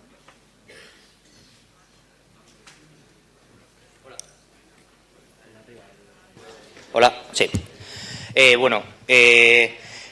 Desde Sanidad nos gustaría saber, porque en realidad el debate sobre esta enmienda es largo y muy profundo, el tema de replantear o no replantear los mapas sanitarios. Consideramos que los mapas sanitarios actualmente están planteados en funciones administrativas y no en realidades sanitarias. De hecho, nos encontramos con cosas, sobre todo en atención primaria, muy dispares, como que zonas que combinan el ámbito rural y el ámbito urbano, como puede ser la zona de Duranguesado, a una misma circunscripción administrativa se encuentran pueblos claramente rurales con programas sanitarios hechos en ambulatorios que están ubicados en entornos plenamente urbanos, cuando el enfoque de ambas intervenciones sanitarias son radicalmente diferentes. Pero no solo eso, sino que esta circunscripción puramente administrativa después se traslada a lo que se ha trasladado como el modelo OSI, del cual derivan todos los proyectos sanitarios que empiezan en una zona hospitalaria y terminan progresivamente en la atención primaria. Es un debate muy amplio donde os invitamos a participar en él sobre la modificación, la readaptabilización de los mapas sanitarios, pero creemos sinceramente que el replanteamiento es algo más que necesario, fundamentalmente porque es sobre el modelo OSI y los mapas actuales donde va a comenzar la privatización velada de la sanidad pública.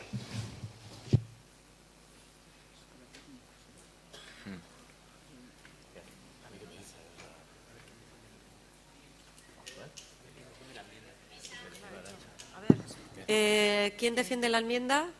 Antonio. Era simplemente una cuestión de recordar, digamos, porque luego en la tercera línea se dice replanteamiento. Entonces era para que... Si es una cuestión de estilo, ningún problema. Vale. Pues perdón. Pero de todas maneras, os seguimos invitando a participar en el debate porque es muy interesante, de verdad. Y cuanto más vayamos, más seremos. Vale, vale. Prendamos la 111. Vale. ¿Sigo? ¿Sí? Voy yo. Sí. 114 de Pasaya estaría asumida.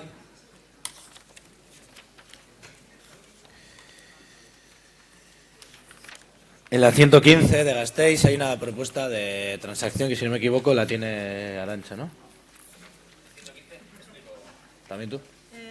Espera.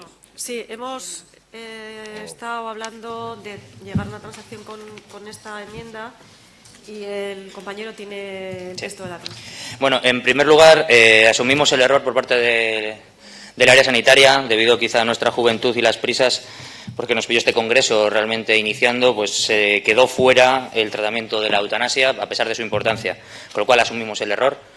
El problema que tenemos con esta enmienda es que hay una parte, hay una parte final donde pone los pacientes terminales que así lo deseen.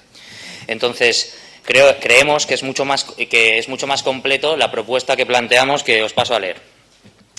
Esquerra Anitza Izquierda Unida se compromete a defender el derecho a la eutanasia entendida como directa y activa, ahora explico, ¿vale?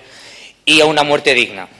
Por el mismo motivo, se opone al encarnizamiento terapéutico y defiende el principio de autonomía del paciente como valor fundamental en todos los estadios vitales, especialmente en el proceso de muerte. ¿Qué quiere decir esto? Quiere decir que defendemos la eutanasia directa y activa, a diferencia de la indirecta y de la pasiva, que se produce, en primer lugar, por dejar de dar tratamientos para alargar la vida, que sería la pasiva, y la indirecta, que se da a través de la administración de ciertos fármacos que, como efecto secundario, aceleran el proceso de muerte, como pueden ser analgésicos mayores tipo morfina, etcétera. Lo que clásicamente se dice, pues cuando la gente dice le han sedado o le han dejado, no sé, ya no sufre, ¿no? Eso sería la indirecta. Entonces, cuando decimos que defendemos el principio de autonomía, el principio de autonomía se contrapone con el principio de beneficencia. Significa que la voluntad del paciente prima sobre el principio de beneficencia, que dice que el personal sanitario, como tiene mayores conocimientos que el paciente, es quien debe tomar las decisiones terapéuticas. Obviamente, el principio de autonomía se basa en un modelo en el cual el paciente tenga toda la información y tenga todos los datos a su disposición, no solo los que vienen del lado de la opinión médica, sino también los que contradicen la propia opinión médica. Con lo cual, el principio de autonomía es algo que tiene que desarrollarse mucho más para ser realmente efectivo. Por tanto, no consiste en que los pacientes terminales sean los únicos que puedan acceder a la eutanasia, porque, por ejemplo, Ramón Sampedro no era un paciente terminal, ¿de acuerdo? Sino que aquellos pacientes que en el libre ejercicio de su voluntad decidan que su vida ha llegado a su fin y no estén sujetos a un proceso de depresión, coacción, etcétera, puedan acceder a una muerte digna, unos cuidados de buena muerte o una eutanasia. Esa sería la explicación. Vale, pues seguimos.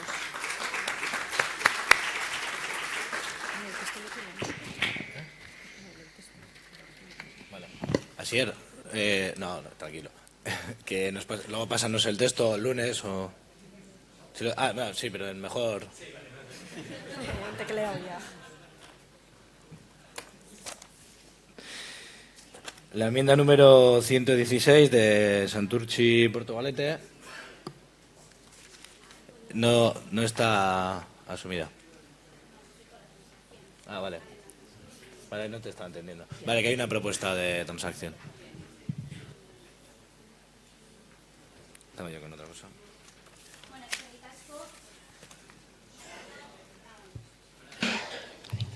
Eskerrik asko, hasteko Maiaren baimenarekin barkamenak eskatzea, eskuartean dauzkazuen dokumentuetan 121, 122 eta 125 zenbakia duten zuzenketak onartuta daudelako eta ez da hala azaltzen dokumentuetan. Gauzak horrela, feminismoaren puntuari eginiko zuzenketa guztiak onartuta egongo lirateke, 116. Zuzenketa izan ezik, zeini trantsazio bat proposatu diogu zuzenketa egin duen pertsonarekin adostu dena. Decía que lo primero, con permiso de la mesa, pediros disculpas porque las enmiendas número 121, 122 y 125 están asumidas a pesar de que en los papeles que os hemos entregado no figura así. De modo que todas las enmiendas al apartado de feminismo estarían asumidas, de la 117 a la 128, salvo, bueno, como veis, la 116. Y le hemos propuesto a la persona enmendante una transacción que es bastante complicada de explicar, así que os pido paciencia, aunque ya sé que no son horas. Bien, los dos primeros párrafos de la enmienda se asumirían tal cual y pasarían a sustituir al primer párrafo del documento original. No sé si todas estamos situadas. Los párrafos del 3 al 7 pasarían a completar el apartado de empleo y corresponsabilidad dentro de feminismo, que sería el primer subpunto. Y el resto de párrafos de la enmienda, del párrafo 8 al 12 de la enmienda, se incluirían en la introducción sustituyendo los dos últimos párrafos de dicha introducción porque consideramos que son más precisos en cuanto al diagnóstico de la necesidad de la lucha feminista hoy en día. Entonces, esta es la propuesta de transacción que le hemos hecho a la persona enmendante, que en principio acepta. Vale, eskerrik asko. Vale, pues Se retiro, ¿no? Seguimos adelante. No sé si hay alguien que quiere defender el documento. O sea, entiendo que la 117, la 117 y 118 estarían ya asumidas, o sea, la 116 sería con la propuesta. Sí. Hasta la 125. O sea, son todas que tienen que ver con... Vale. Pues asumiríamos hasta la 100, asumidas hasta la 125. Vale.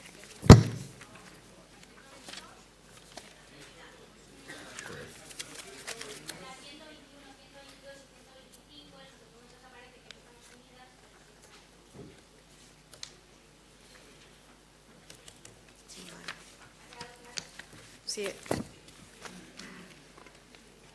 Pasaríamos a la enmienda número 126, que está asumida. La 127 también.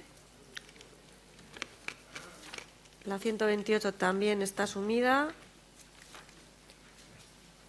La 129 está asumida. Yo creo que está...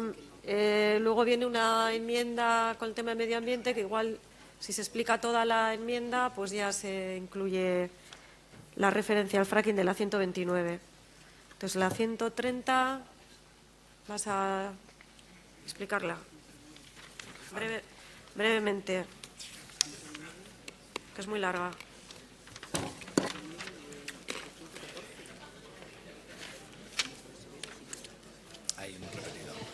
Arratsalde-on denoi. Voy a intentar sintetizar un poco la parte de medio ambiente.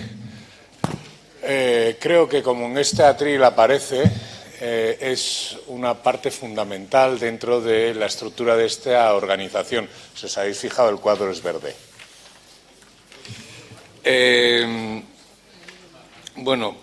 Consideramos desde el área de medio ambiente que uno de los pilares fundamentales donde se deben de cimentar nuestras políticas y que además el área de medio ambiente debe de estar presente y ser transversal a cada una de las áreas.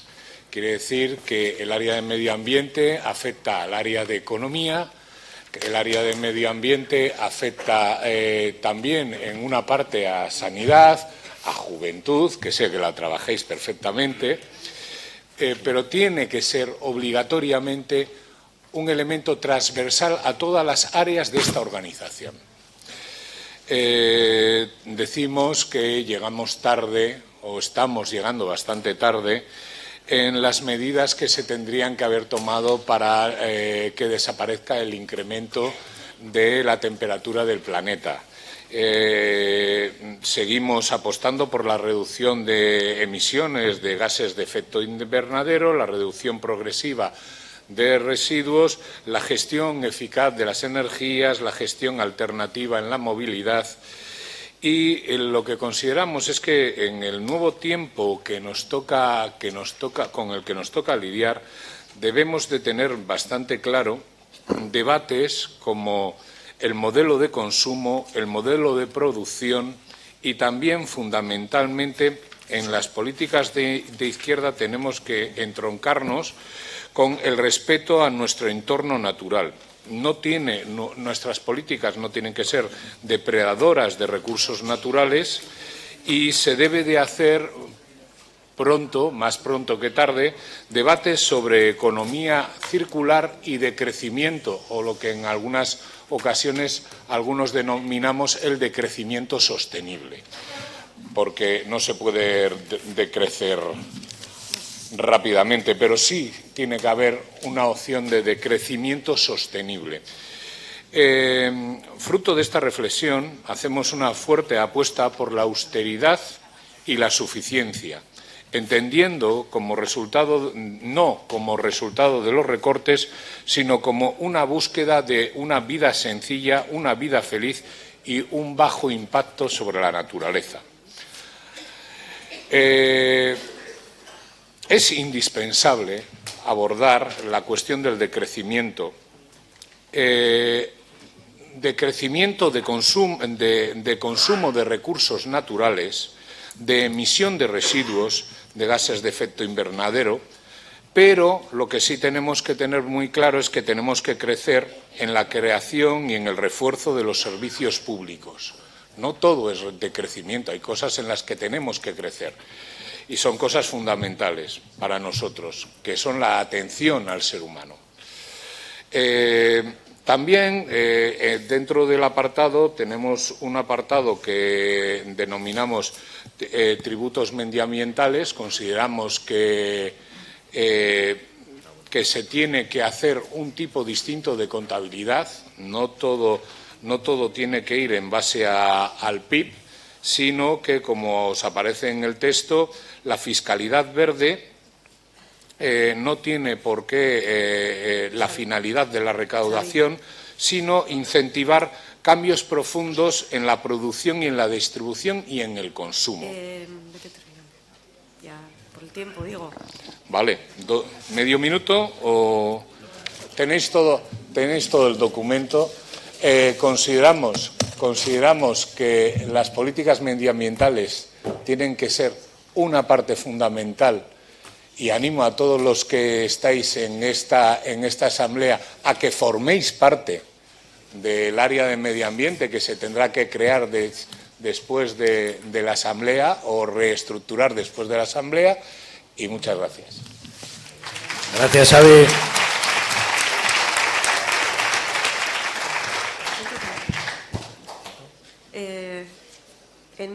Seguimos con la enmienda número 131, que está asumida.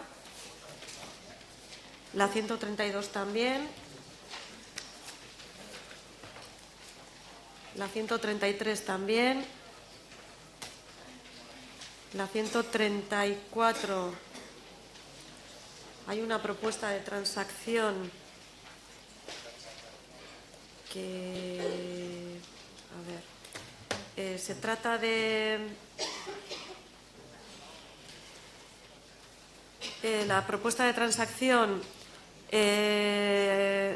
os la voy a leer. Los animales son seres con capacidad de sufrir y disfrutar, lo que los hace merecedores de respeto. Ezker Anitza IU apuesta por una educación basada en la actitud respetuosa con los animales. La mejor manera de protegerlos es no matarlos, por eso reclamamos una ley de protección animal que impida que se sigan produciendo acciones crueles contra los mismos, espectáculos taurinos, pruebas con animales, y demás, que hoy están excluidas de la Ley Vasca de Protección de los Animales, bueno, de la Ley de Protección de los Animales de Euskadi. Se trata un poco, en lugar de, hay aquí ejemplos de otras partes del Estado donde también se maltratan los animales, traerlo un poco a lo que es la propia ley que tenemos aquí, que excluye expresamente, o sea, tenemos una ley de protección animal que excluye expresamente a los toros y así también le excluye a la caza. Entonces, hace falta una ley de protección animal que proteja a los animales, no que excluya a los animales de una ley de protección animal. Entonces, bueno, la propuesta de transacción es pues, añadir eso bajándolo un poco al ejemplo, a los datos de Euskadi. Entonces, Santurtzi, Portugalete.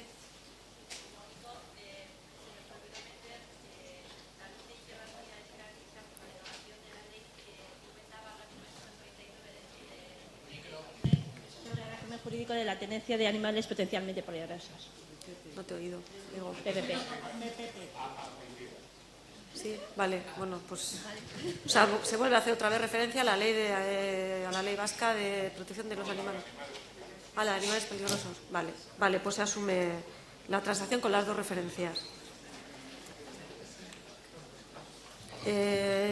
A ver.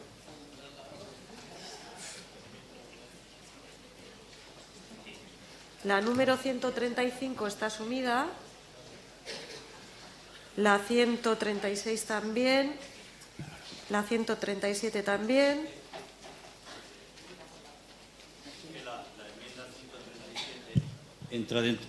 La enmienda 137 asumida entra dentro del punto del párrafo, el punto 3.5 que se ha sustituido todo él. Entonces, ¿dónde encajaría esto?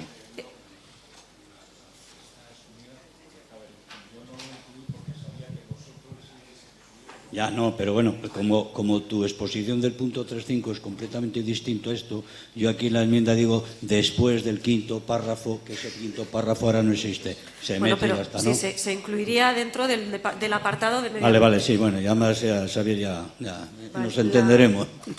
Vale. La 138 está asumida, Vale, sí, bien, está. la 139 también.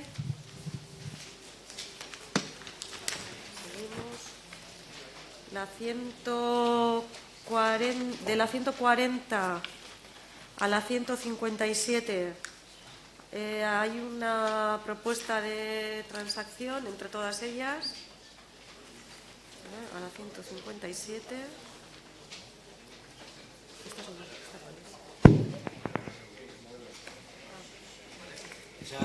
Esa transacción se envió por correo electrónico y la tenéis también en las carpetas.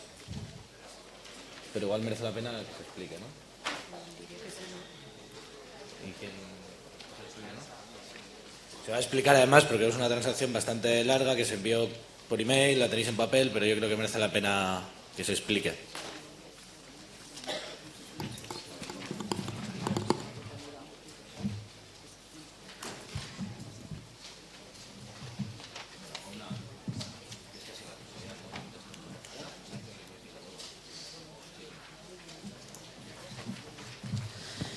Bueno, lo que se ha hecho, como veis, es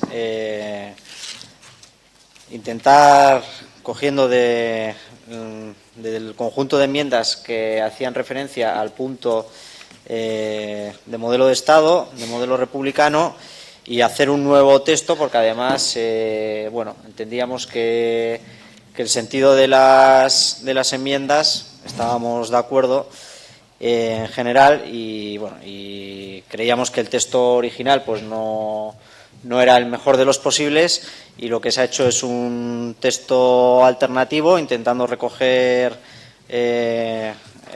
un poco del conjunto de enmiendas. Seguro quizás que nos hemos dejado algo, pero lo que se plantea es para los documentos políticos de cara a los próximos 4 años tener una propuesta de modelo de Estado acorde con lo que hemos ido aprobando también a nivel federal, porque entendemos que Esquerra tiene que tener especialmente en este asunto la máxima coherencia posible con la propuesta que hemos articulado con otras federaciones de otras naciones y de otros pueblos del Estado, y entonces lo que presentamos aquí es esa propuesta.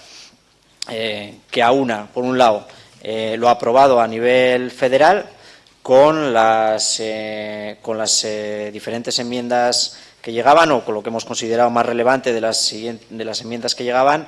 Pues bueno, no sé si hace falta un poco explicar un poquito más. Pensamos que está recogido algunas de las cosas fundamentales en cuanto, primero, estructura territorial del Estado, en cuanto al carácter de ese Estado que proponemos, republicano, democrático, antipatriarcal, y está recogido la cuestión del proceso constituyente por el que construir o encaminar a ese modelo, y la cuestión del derecho a decidir y la caracterización de esa nueva república basada en la voluntad, por un lado, de las mayorías sociales y, por otro lado, la voluntariedad de las partes que la compondrían, que serían pues, las naciones y pueblos y regiones del Estado, como es el caso de Euskadi.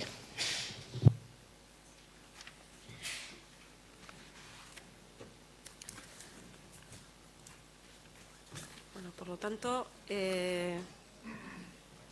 pues si las asambleas enmendantes han podido leer el texto, y sometemos si os parece bien, seguimos adelante. Si no, sometemos a...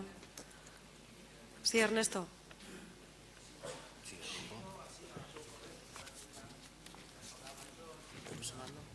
¿No tenéis el micro por ahí?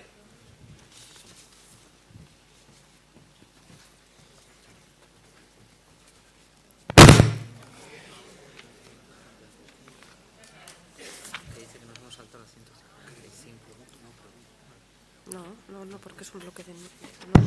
Vale. Sí, como no lo he podido leer, no lo había visto, la he estado leyendo así por encima. A mí hay dos cosas que me preocupan, que se introducían en un par de enmiendas que habíamos presentado desde la Asamblea de Gasteiz, y que me parece un elemento decisivo y que no está, o por lo menos no lo he visto. Es que creo que cuando hablamos de un proceso constituyente, hablamos del derecho a decidir, hablamos de república, creo que hay que ponerle apellidos. Y no vale solo con decir anticapitalista. No me vale. Muchos neofascistas también se declaran anticapitalistas.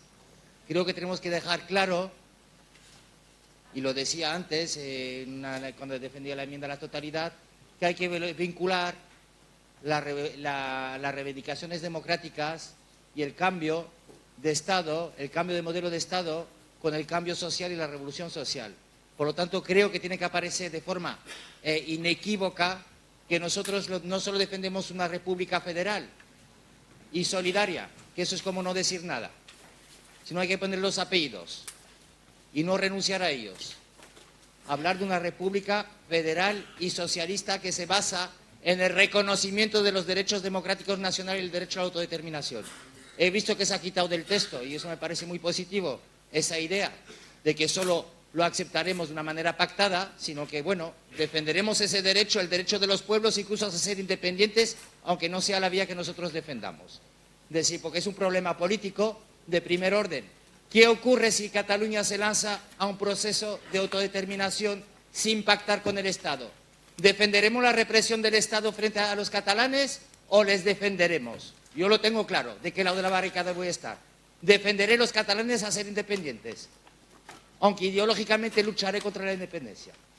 Y por lo tanto creo que tenemos que poner claramente, y me parece que falta en la transacción, y por eso no podría aceptar si no aparece esa cuestión, que es vincular el cambio del modelo de Estado al cambio social.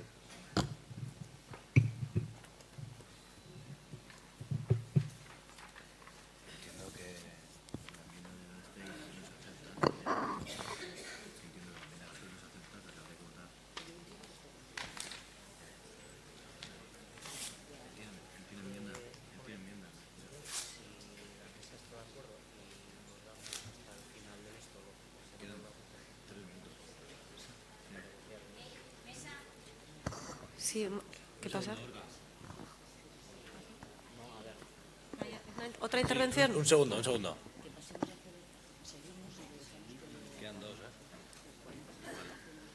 Vale, lo único, hay una palabra más. Yo creo que como es un tema que es gordo, merece la pena dejarle hablar a Gorka. Gorka.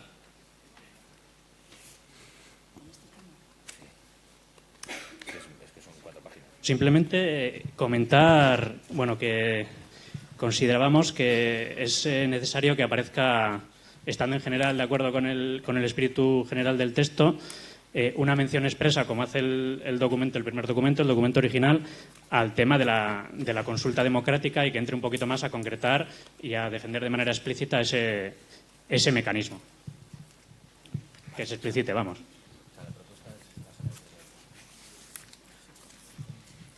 Si hay tiempo, sí. Vale, vamos a hacer una propuesta desde la mesa de la ponencia. Solo quedan, en principio, las siguientes también son exactamente igual, hay transaccionales, quedan muy poquitas, pero Ernesto y John, a ver si podéis en este tiempo llegar a un acuerdo, porque encima son 3 bloques, los que quedan, pues lo único, daros prisa. Seguimos entonces y lo pasamos a votar más adelante. Vale, seguimos con la enmienda número... Esta más es que es mía. Esta es tuya, ¿no? Sí. Espera, sigo. Vale, las... Esta es la 168. Sí. Vale, la propuesta, o sea, las enmiendas de la 158 a la 165 que están referidas en el documento, hay una propuesta de transacción desde la ponencia que, si no me equivoco, la va a presentar Arantxa. Sí, a ver, bueno, estamos en el tema de paz y reconciliación social. Entonces, la enmienda que se propone es, bueno, lo que hemos hecho ha sido, con esta enmienda larga y luego las que han llegado también en relación al mismo tema, se ha hecho una propuesta, bueno, hay una propuesta de recoger todas ellas en el documento. Básicamente lo que hace la enmienda es llegar a la realidad en la que estamos ahora en relación a como estábamos hace 5 años. Hace 5 años, la asamblea anterior, ETA acababa de anunciar el alto el fuego definitivo y permanente y, bueno, ¿qué ha pasado desde entonces hasta ahora, ¿no? Eso es lo que la propuesta de transacción hace, con 2 objetivos concretos. Por una parte, insistir y reafirmarnos en la necesidad del reconocimiento del daño injusto o injustificado que ha causado la violencia terrorista. Había un conflicto político, ha habido conflictos políticos en otros lugares que se resuelven por vías pacíficas y democráticas. En ese sentido, tenemos que ser exigentes en el reconocimiento del daño, pero insistir en que ha sido un daño que se podría haber evitado, además teniendo en cuenta que la inmensa mayoría de los asesinatos de ETA se cometieron precisamente ya en democracia y, bueno, en todos los sectores de la sociedad. Es lo que propone. Luego también la enmienda lo que hace es, en este momento concreto en el que estamos haciendo ahora la Asamblea, qué es lo que está pasando. ETA no termina de decir esto se ha acabado, ya nos vamos. Todo eso también está dando lugar a una serie de movimientos en la sociedad, una parte de la sociedad que está intentando, como ya que además por parte de los estados, ni español ni francés, hay absolutamente ningún movimiento más que seguir como que ETA siguiera activa y como en sus peores tiempos. Y bueno, eso ha dado lugar pues a las detenciones de hace unos días en Francia, de personas de la sociedad civil que, bueno, pues por su voluntad de facilitar el desarme definitivo de ETA, pues han tenido ahí una actitud, han sido encarceladas. Bueno, entendemos que esa responsabilidad del desarme es de ETA y es a ella a quien le corresponde. La enmienda también reconoce el daño que a su vez se ha causado por parte del Estado, pues con una política de excepción, como ha sido todo lo que ha tenido que ver con la teoría del todo es ETA, personas que siguen en la cárcel sin haber sido probada su vinculación con ningún acto terrorista, más allá de esa teoría. Y bueno, es lo que la enmienda en general, lo que hace también la enmienda es un reconocimiento al trabajo que hicimos en el año 2013 del Manifiesto de Pamplona, que se ha mencionado aquí esta mañana con otras organizaciones, y de las enmiendas que han presentado las otras asambleas. Se han asumido, están dentro de una propuesta de transacción La enmienda de Gasteiz, como proponía eliminar un párrafo, como se ha cambiado la redacción, ese párrafo ya no existe. Y luego el resto de enmiendas están incluidas en la propuesta de transaccional, que es más una especie de incluir, yo creo que todos los textos. Entonces, si no hay nada que decir, pues la asumiríamos, la aprobaríamos así. Una palabra. Vale.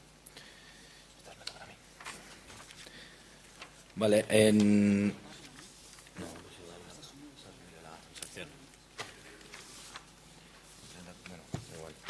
la enmienda número 167 de Zarautz, no sé quién es, no os veo. Ahí. Tengo una propuesta de transacción que no me ha dado tiempo a comentaros, a ver qué os parece. En principio, con el contenido del texto estábamos más o menos de acuerdo, pero sí que es verdad que caracteriza al Elkarrekin Podemos, a Ira Basiu de Alberri, etcétera, como bloque social y político alternativo, y desde la ponencia lo que veíamos que eso era una unidad electoral que habíamos alcanzado en un momento determinado, y que luego, a través de lo que dice la enmienda sobre llevar más allá del ámbito institucional, desbordar la acción institucional y estar presente en todos los ámbitos de lucha, y que las experiencias unitarias sean capaces de hacer realidad en Euskadi esa alternativa económica y social que defendemos, añadiríamos además en esa propuesta de transacción, contribuyendo de esa forma a la construcción, ahora sí, del bloque social y político al que aspiramos. Bien. ¿Alguien defiende el texto? En la 168 de Baracaldo estaríamos de acuerdo con la enmienda, eliminando una frase, redactándola de otra manera mejor, en el sentido de que escribir, por muy sectario que suene esto, es lo que durante décadas viene haciendo la clase dominante, pues escribiríamos o lo dejaríamos de tal forma que el sistema o la clase dominante es lo que viene haciendo, que es imponer como sentido común un discurso que es siempre favorable a sus intereses a través de la cultura. Y la última referencia a cómo acaba la frase: no solo debemos conquistar la cabeza de millones de seres humanos, sino también su corazón. No estoy contra. Yo lo redactaría de otra forma, incluyendo los dos términos, ¿no? Sí, dejando de tenemos que ganar la hegemonía social. Un segundo, ¿eh?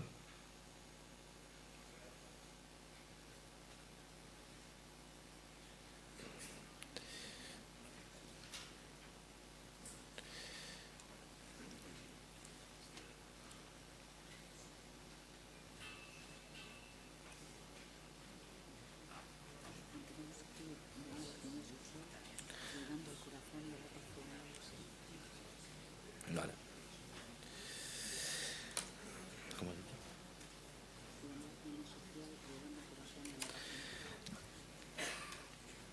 Chuleta. No. La frase final quedaría: tenemos que ganar la hegemonía social llegando al corazón y a la razón. Sí.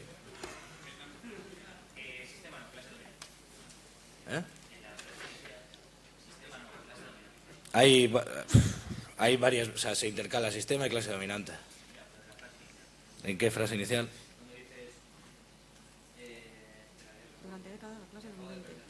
Es que de hecho dice eso, dice la clase dominante.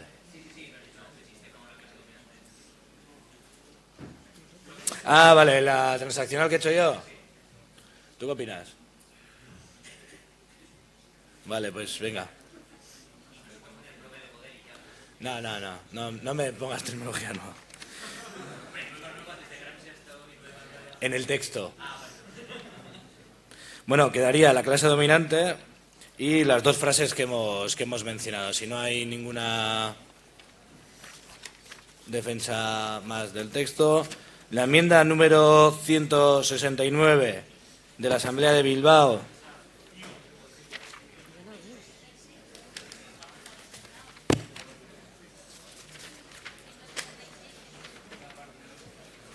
¿Dónde? ¿Qué 166?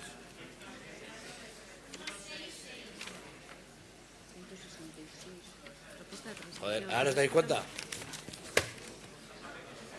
Estaba asumida. Está asumida. Los cambios que propone están asumidos. En la 169, también de la Asamblea de Bilbao, bueno, estaría asumida, lo único, cambiando un término al final, habla que busque superar las diferencias identitarias o identitarias nacionales, porque busque la convivencia entre las diferentes identidades nacionales, porque entendemos que las identidades nacionales no las superaremos, sino que tendremos que convivir entre todas ellas. Entiendo que se asume, por tanto, no celebréis que todavía queda la enmienda que están ahí negociando.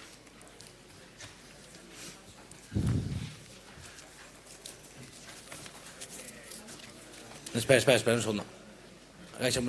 Pero que terminemos con las enmiendas mejor y queda una solo. Johnny, comenta que habéis llegado a acuerdo, ¿no?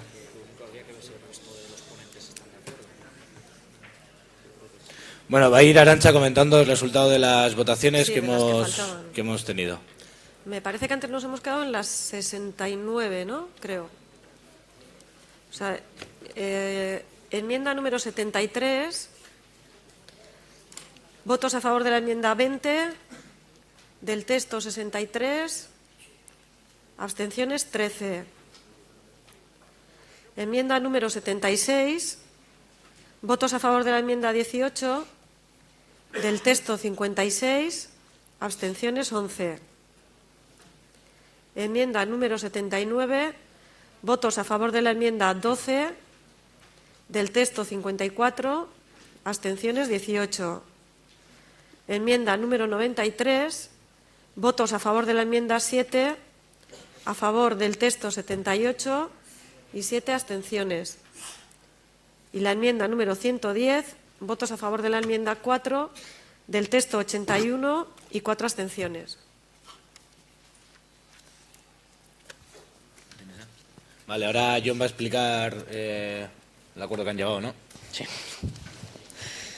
Bueno, el acuerdo es, por un lado, sobre el texto que planteábamos, que sustituye al texto original, por un lado incluir, aunque no hemos determinado exactamente dónde, por un lado incluir que Ezker Anitza respetaría en cualquier caso la decisión de una hipotética consulta en Euskadi, y luego, por otro lado, respecto al otro enmendante, en el punto a mitad de la primera página donde pone un Estado federal, sería un Estado federal para construir el socialismo. Y al final del párrafo último de esa página, en las 3 últimas líneas, quedaría: la transformación social exige un Estado que promueva no solo el bienestar social, sino que promueva activamente la justicia social y la igualdad. Una revolución democrática y una revolución social son 2 procesos íntimamente relacionados. Es necesario un cambio en las relaciones de propiedad de las grandes fuerzas productivas si queremos que la democracia entre en la economía y dejemos de ser esclavos de los mercados. Una planificación democrática de la economía que ponga la prioridad en la atención de las necesidades sociales y que tenga en cuenta los límites que la naturaleza nos impone. Y eso sería el cambio. John.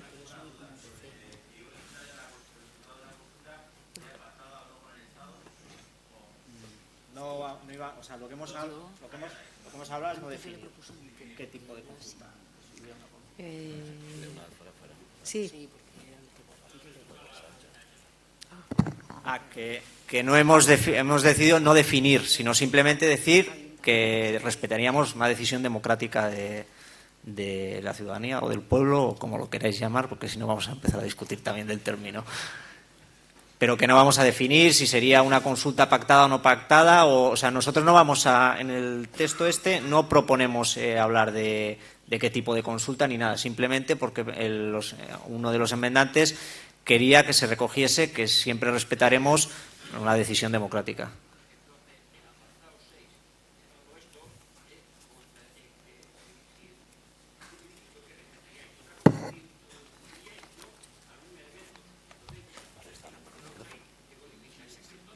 ¿Qué apartado 6?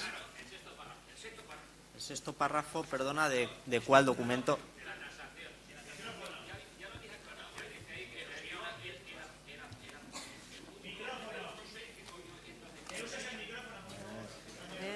Bueno, no sé si pinta o no pinta, pero coño, seguro que no pinta ninguno, no sé.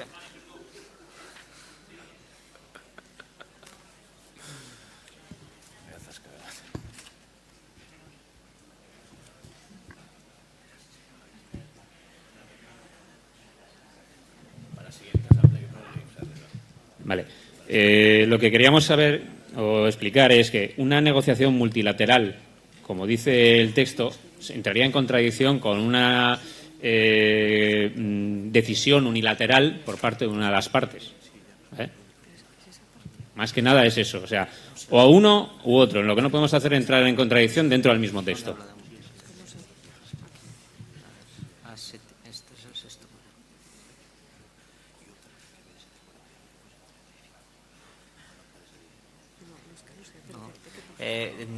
Perdonad, porque no encuentro lo de la multilateralidad.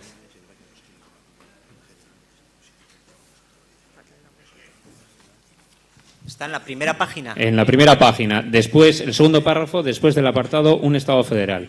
El federalismo hace posible una profundización de la democracia, de la participación ciudadana, el autogobierno local y regional, la cooperación y la solidaridad interterritorial, el respeto y la integración de diferentes identidades, la compatibilidad entre autodeterminación y pertenencia a una organización política y común. Nuestra propuesta federalista edifica la organización política sobre la idea de pacto y negociación multilateral. Sí, ¿y cuál es la contradicción? Que sería contradictorio si metemos el punto que dice Ernesto de que si Cataluña decide por motus propios, sin pactar con el resto del Estado, una salida de España. No, pero no hemos los cambios que hemos introducido es lo que he leído. La parte de Ernesto estaba más relacionada con el tema del socialismo y encaminarnos al socialismo y no me acuerdo cómo era lo que he leído.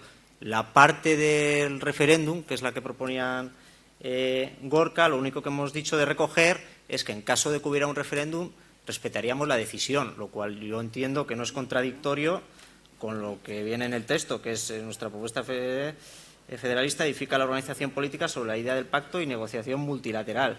Multilateralidad entre las supuestas partes que compondrán aquella futura república.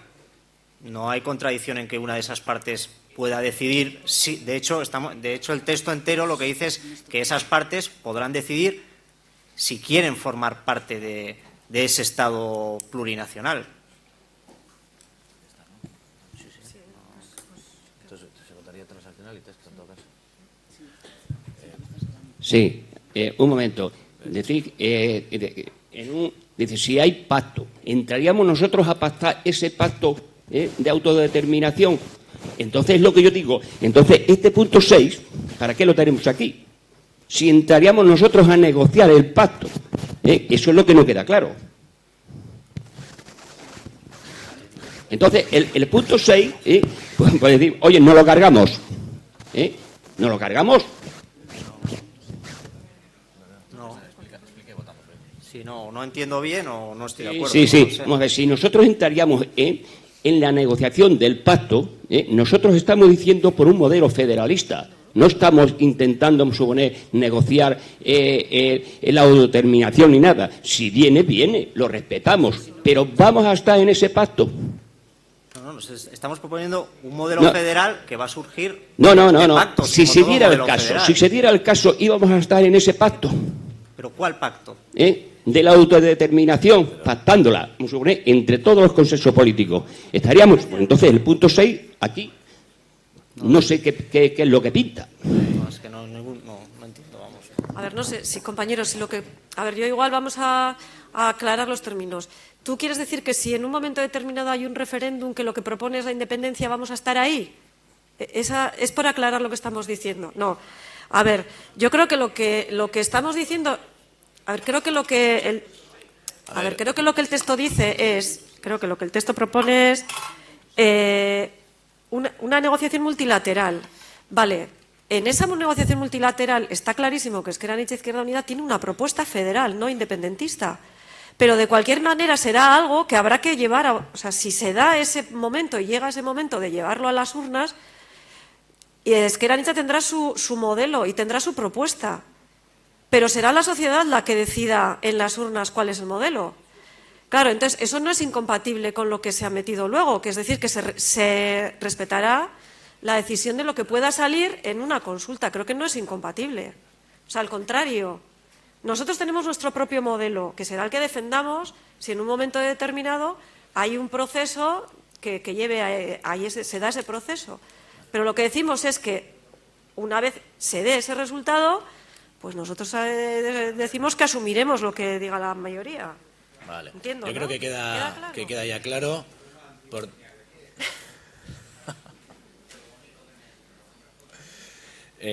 Por tanto, si no hay nadie en contra, se asumiría la transacción que ha propuesto John y que está sujeta a acuerdo también con otros enmendantes.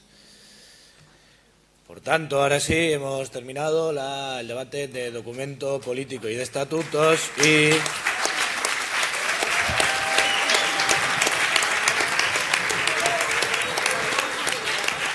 y pasamos, por tanto, a la votación por separado, primero el documento de estatutos y del documento político. Por tanto, si el servicio técnico está preparado, vamos a votar primero.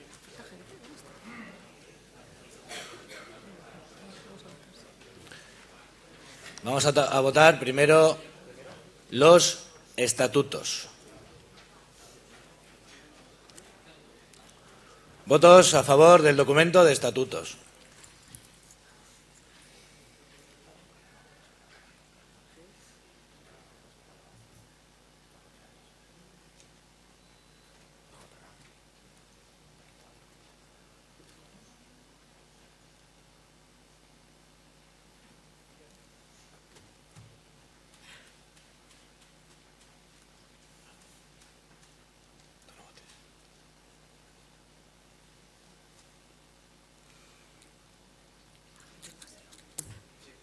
Podéis bajar. Votos en contra del documento de estatutos.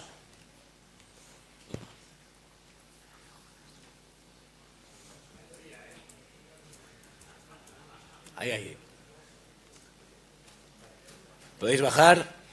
Abstenciones. Gracias, podéis bajar. Pasamos a votar entonces ahora el documento político. Votos a favor del documento político.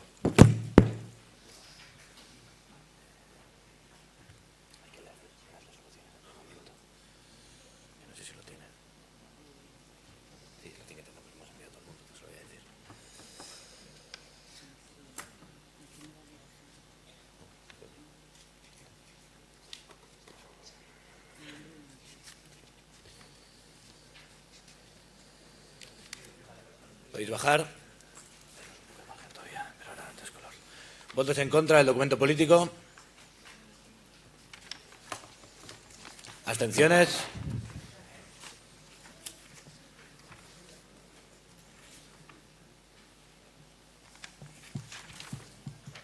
Podéis bajar.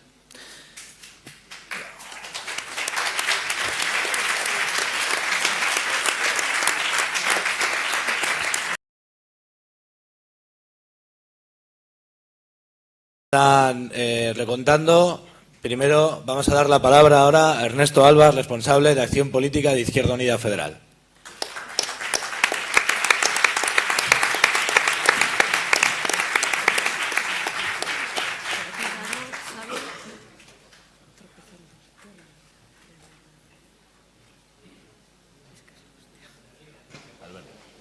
Ahora, ¿no? Ok. Buenas tardes a a todas y a todos. La verdad que es un honor estar aquí hoy compartiendo pues esta asamblea con cada una y cada uno de vosotros y de vosotras, ¿no? Desde la Dirección Federal, pues mandar un saludo fraternal a esta asamblea y también en nombre de nuestro coordinador, de Alberto Garzón. No quiero extenderme mucho, pero sí compartir algunas ideas que creo que son importantes.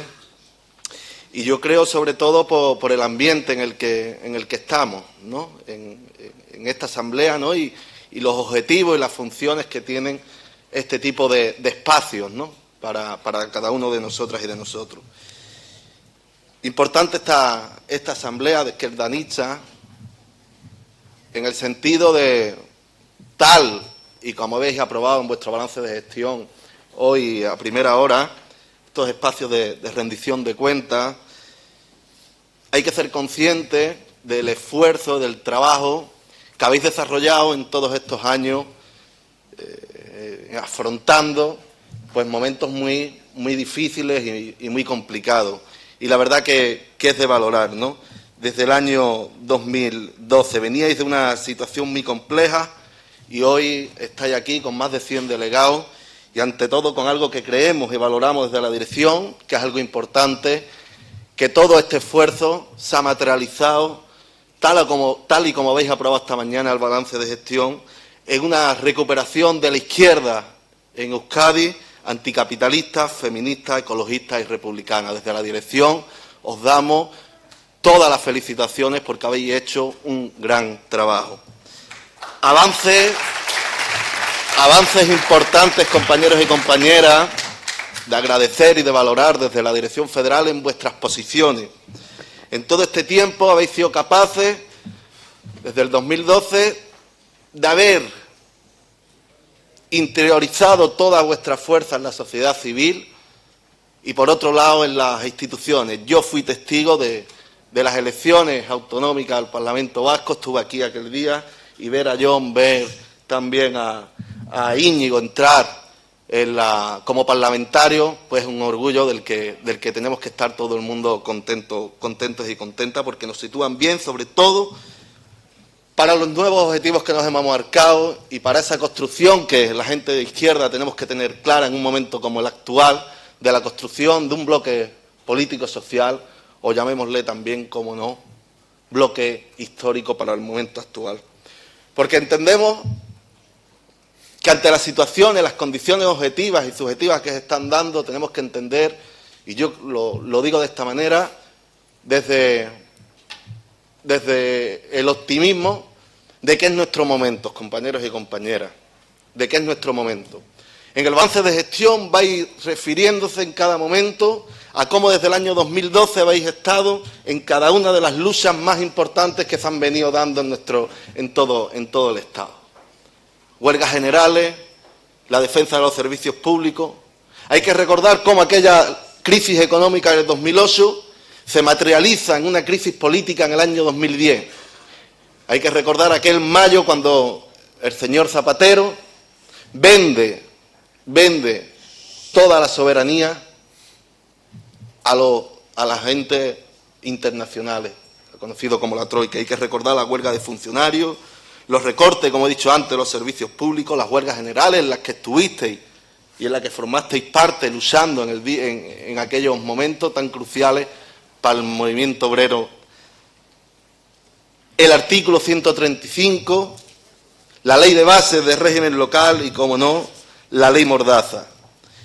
Y 2011 iniciamos en ese contexto un periodo electoral que parecía no terminar nunca, con las europeas, municipales, autonómicas, generales, otras generales, y ahí hemos estado de alguna manera dando la batalla desde Izquierda Unida, desde Izquierda Anitza, en todo lo que considerábamos que teníamos que dar la batalla, porque se presentaban, como sabéis, cómo afrontábamos aquellas municipales en aquel momento, desde candidaturas de Izquierda Unida, las candidaturas de Confluencia o de Unidad Popular, y cómo afrontamos las elecciones generales en el marco que lo hacíamos.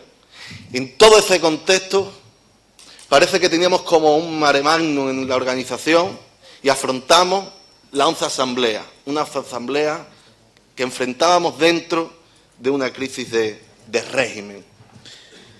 Aquella asamblea, la de junio, salíamos con un objetivo muy claro: la construcción de un nuevo movimiento político y social, el avanzar hacia un nuevo bloque, hacia un nuevo movimiento que fuera capaz, de alguna manera, de construir un contrapoder para hacerle frente a los poderes económicos, financieros, que están arruinando la vida de los trabajadores, de las trabajadoras y de la gente humilde. Con una estrategia clara: la construcción de unidad popular.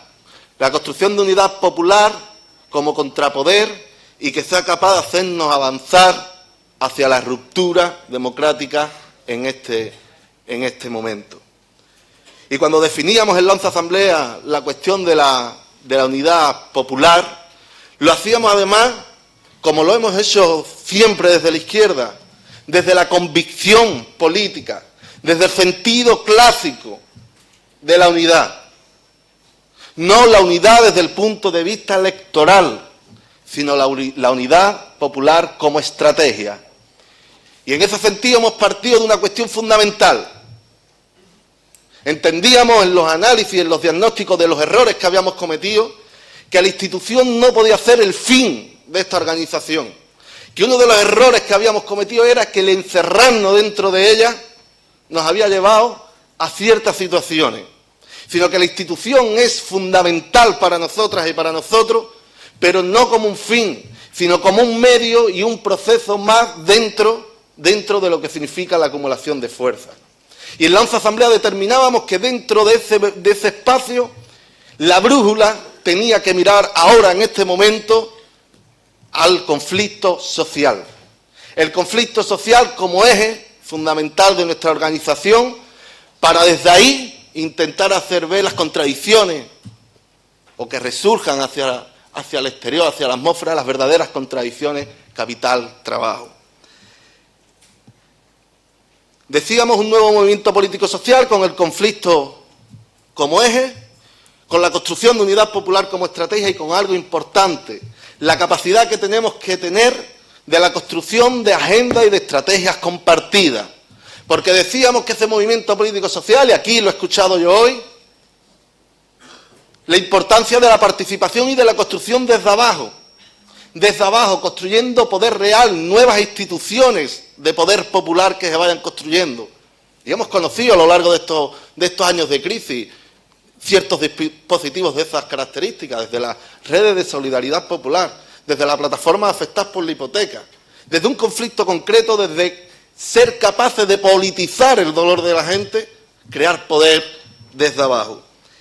Y cuando definimos esto, lo que le estamos diciendo a la gente es, desde la 11ª Asamblea, y que hoy ratificáis aquí en la vuestra, es que Izquierda Unida tiene un proyecto político, una hoja de ruta clara, sin ningún tipo de oscurantismo y sin tener que acomplejarnos de nada. ¿Y por qué quiero decir esto? Porque hay que dejar claro algo en estos momentos de mucho ruido. Ahora los primos tienen un debate que es importante porque de alguna manera pueden condicionar el futuro de este país. Ahora voy a explicar por qué, porque si algo entendemos la gente de la izquierda tradicional es la capacidad que tenemos que tener de estar a la altura de las circunstancias en los momentos cruciales donde nos pone la historia. No vamos a permitir que se nos falte al respeto por tratar de utilizarnos dentro de los propios debates que tienen, a los cuales no son capaces todavía de darle salida.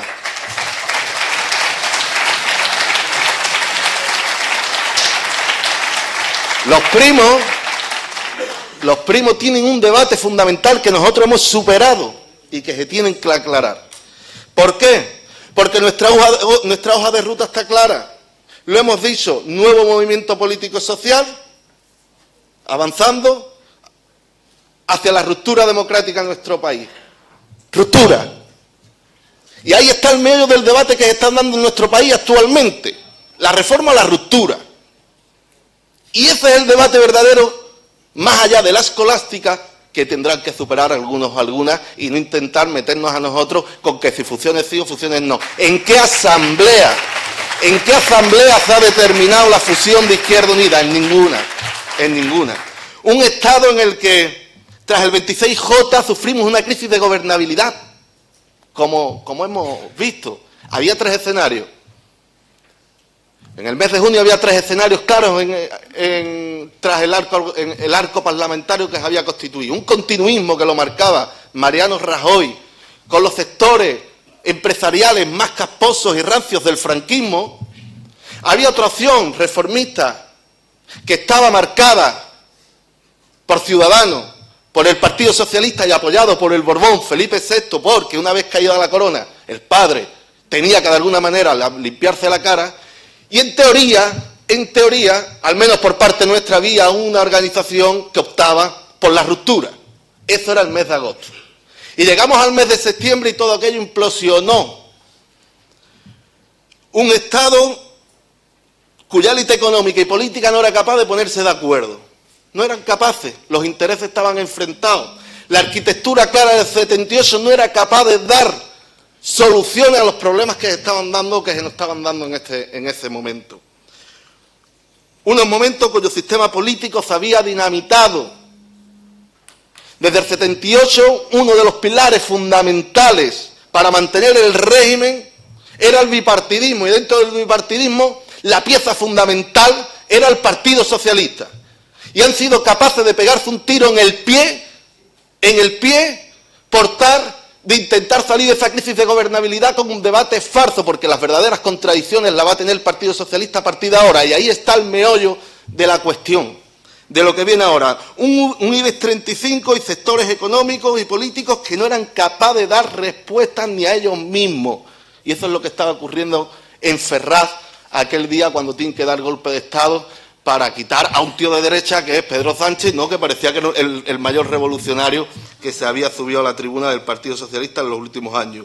Y actualmente nos encontramos con un PSOE, un PP y un Ciudadanos hechos un bloque, un PSOE que para intentar limpiarse la cara está negociando propuestas políticas concretas con la patronal y con el Partido Popular.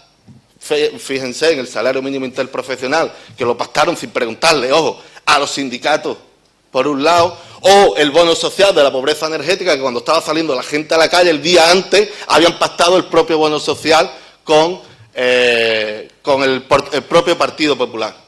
De ahí era importante me paro aquí un momento, porque mientras que algunos decían el bono social, el Partido Socialista, el Partido PP, el Partido Popular y el propio régimen la compraron, aunque sea disfrazada, porque lo que han aprobado no sirve para nada. Es importante en momentos concretos la postura que tomamos desde Izquierda Unida de la nacionalización, que ahí es donde ponía en jaque y mate al Partido Socialista y donde tenemos que seguir poniéndole las contradicciones al propio bipartidismo. Vienen debates importantes. Esa es la situación en la que nos encontramos. Y vienen debates importantes. Vienen debates sobre las pensiones. Van a venir recortes porque ya lo está exigiendo la Troika. Van a venir reformas constitucionales, al menos los debates, y va a venir, por aquí se ha comentado antes, nadie sabe cómo va a salir el proceso catalán, que de momento no tiene pinta para que el régimen siga teniendo capacidad de cerrar filas. Ese es el contexto.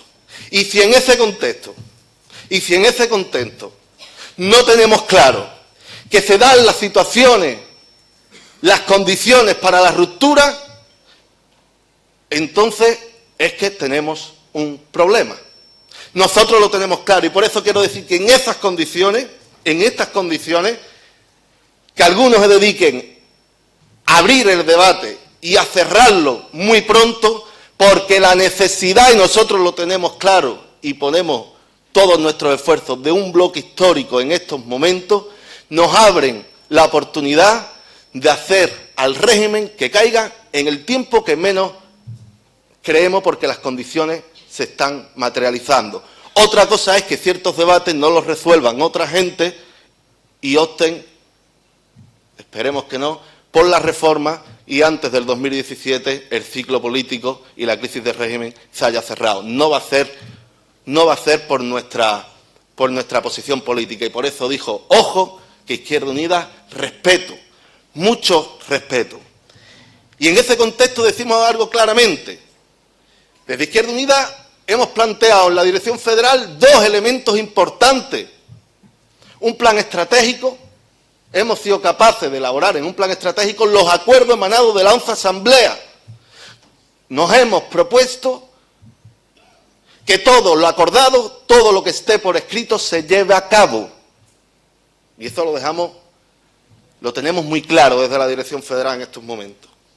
Si hemos dicho que vamos a un nuevo movimiento político y social, compañeras y compañeros, vamos a un nuevo movimiento político y social, que no nos ocurra como en el 2009, que íbamos hacia una refundación que quedó aparcada y después generaron ciertas frustraciones que cuando menos nos esperábamos, cuando esto estaba un poco en el que era un hervidero, nos metieron dos zarandeos y pasamos una crisis interesante. Y por otro lado, aparte del estratégico, un plan de acción. Entendíamos desde la dirección que era importante desde todas las áreas planificar el trabajo, tener objetivos claros en un año, de forma táctica, y en eso estamos trabajando actualmente. Y dijimos, ojo, conflicto social, y por eso hemos abierto la campaña de precariedad que no nos jodan la vida. No es una campaña al uso, es una campaña viva, abierta, donde pueden entrar una diversidad de temas, desde la pobreza energética, la precariedad laboral, las injusticias dentro de cualquier espacio, que lo vamos a hacer durante todo el año. Pero tiene algo importante, y lo tenéis que tener todas y todos, que es una guía de intervención.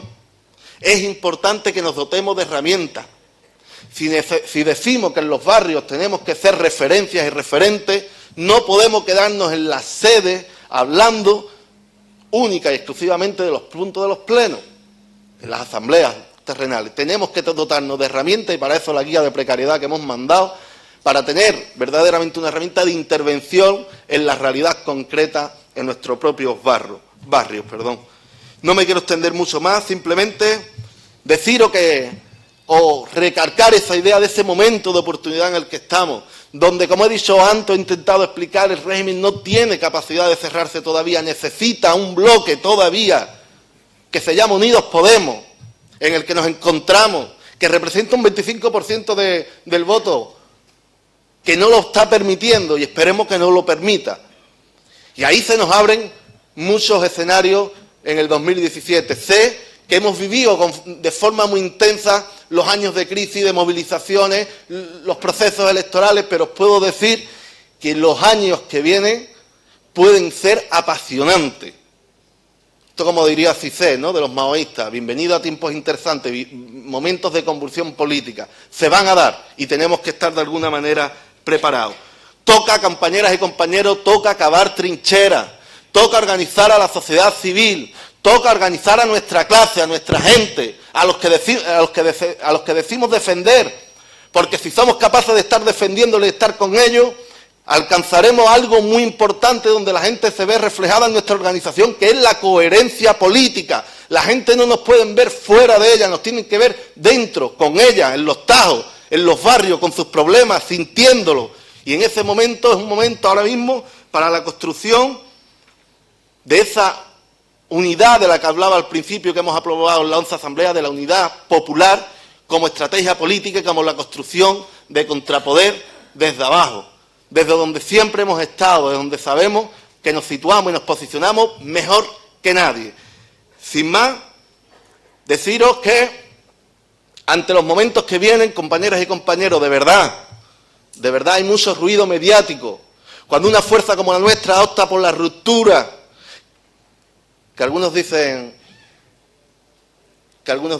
es que el discurso de Pablo Iglesias y de ciertos sectores de Podemos es el mismo que el que está teniendo Izquierda Unida, y ya empieza el ruido, y lo invisibilizan a Izquierda Unida, y Izquierda... Vamos a hacer una pregunta.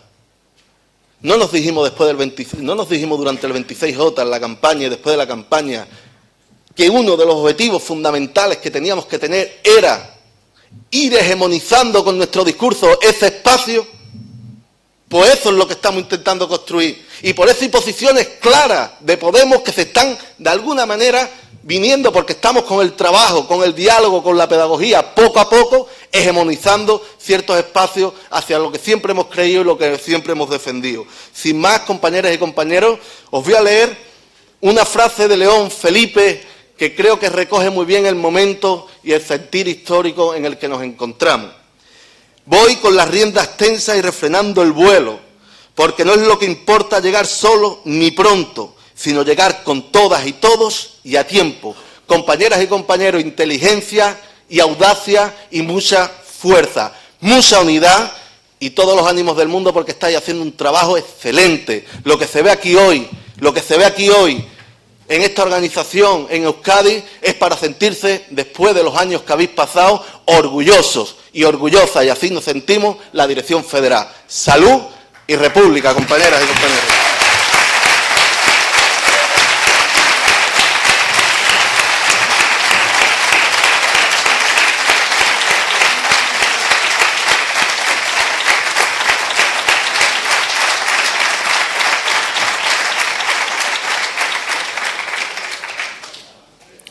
Eskerrik asko, Ernesto. Agradecer de nuevo a la gente que ha estado en el equipo técnico por la tarde: Iker Lasaga, Ane Martín, Ainhoa Iceta, Joaquín Merino, Adrien Grivillers, Paula García, Jorge Arenas, Lara Montilla y Arach Sánchez. Eskerrik asko.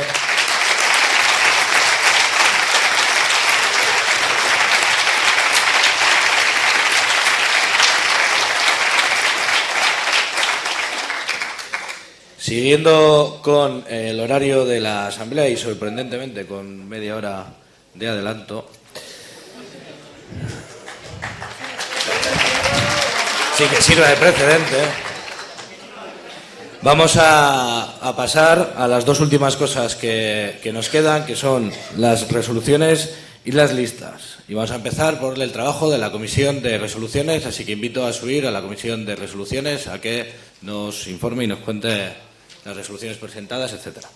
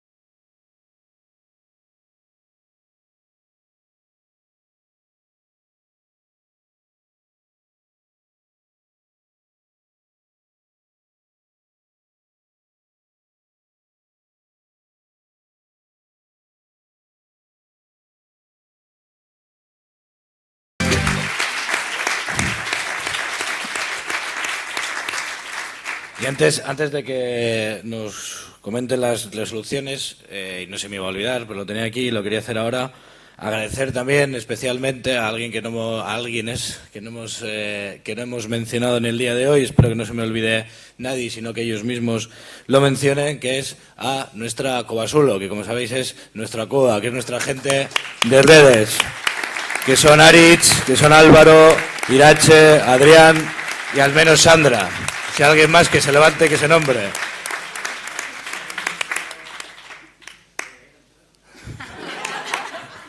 Tú eres luego. Y todos estos trabajos que habéis visto, los diseños, los vídeos, las redes, etcétera, es un trabajo que no se ve, pero que aquí lo están haciendo. Bueno.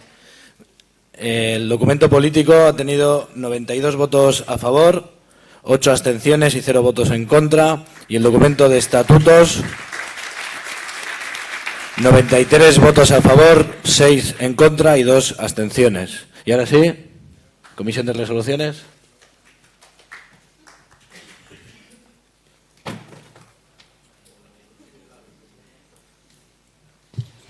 Bueno, eskerrik asko.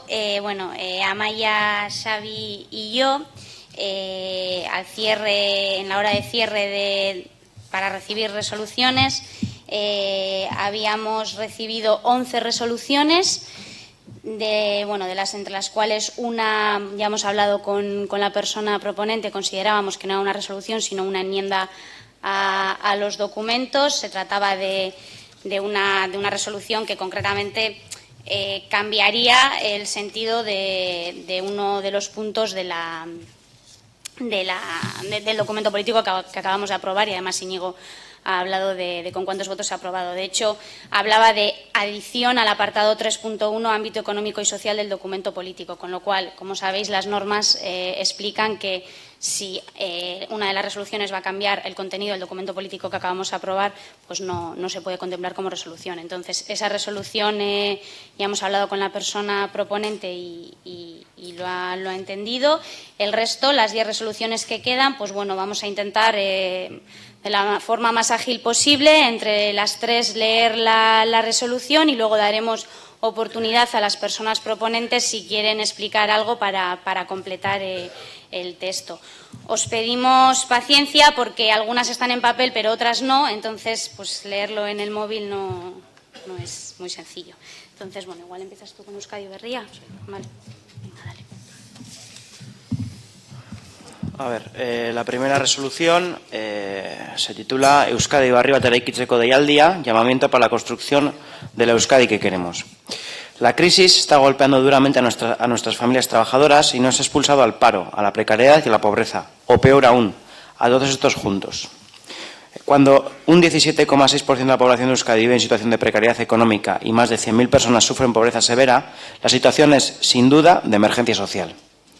Las víctimas del capitalismo y de sus crisis debemos organizarnos y trabajar conjuntamente para construir una alternativa social y política, para construir una nueva Euskadi en la que estén garantizados los derechos humanos, una nueva Euskadi en la que nadie le falten los recursos y servicios básicos con los que desarrollar una vida en dignidad, trabajo, vivienda, energía, sanidad, educación, desde una decidida defensa de lo público, de lo que es de todas y de todos. Muchas de las privatizaciones actuales podrían resolverse con otra distribución de la riqueza, con justicia social, con una gestión adecuada de la economía. Este es nuestro propósito en este momento histórico. Por eso, hacemos un llamamiento a construir un nuevo sistema político y económico, a poner en marcha un proceso constituyente que recoja los valores federalistas y republicanos, desde la voluntariedad de las partes y el reconocimiento al derecho a decidir. Necesitamos nuevas instituciones económicas y políticas que protejan a las clases populares y a la mayoría social trabajadora, que sancione con la dureza debida los comportamientos corruptos, vengan de donde vengan, que defienda nuestros derechos y libertades frente a los abusos del poder. Apostamos... Jesús, llamada. Sí, me he perdido.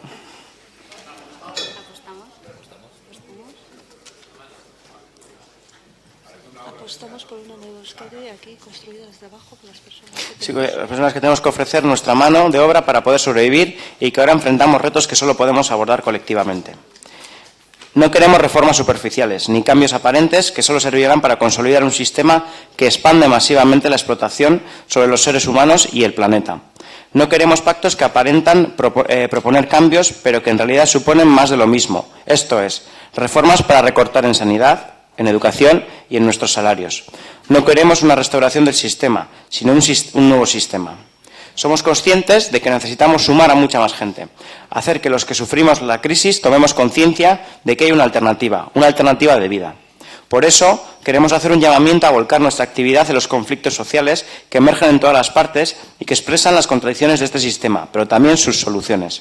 Queremos estar con nuestra gente, con nuestra clase, que es la lucha cuando se producen despidos colectivos, desahucios, violencia de género, cuando se destroza el medio ambiente o cuando se extiende la pobreza. Tenemos que llegar a todos los territorios y todos los barrios para cohesionar a la gente que busca una alternativa social y política. Y no nos olvidamos de las miles de personas, sobre todo la juventud, que han tenido que irse fuera en busca de un trabajo que aquí se les niega. Vamos a ser una organización que ayude a construir tejidos sociales, que sea en sí mismo una nueva forma de entender la vida política y social, una organización de solidaridad y redes de elaboración y compromiso. No vamos a ser una organización exclusivamente volcada en el ámbito electoral, puesto que entendemos que los resultados electorales son la última expresión de una toma de conciencia que, sobre todo, se genera en la práctica política. Una organización que en su práctica y en sus métodos esté describiendo también la Euskadi que queremos, laica y feminista, plural y democrática. Una Euskadi que viva en paz y la defienda.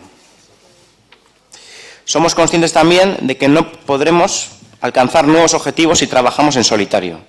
Por eso apostamos por construir con otros y otras, con todas aquellas personas y organizaciones comprometidas con la transformación social y la defensa de los derechos humanos.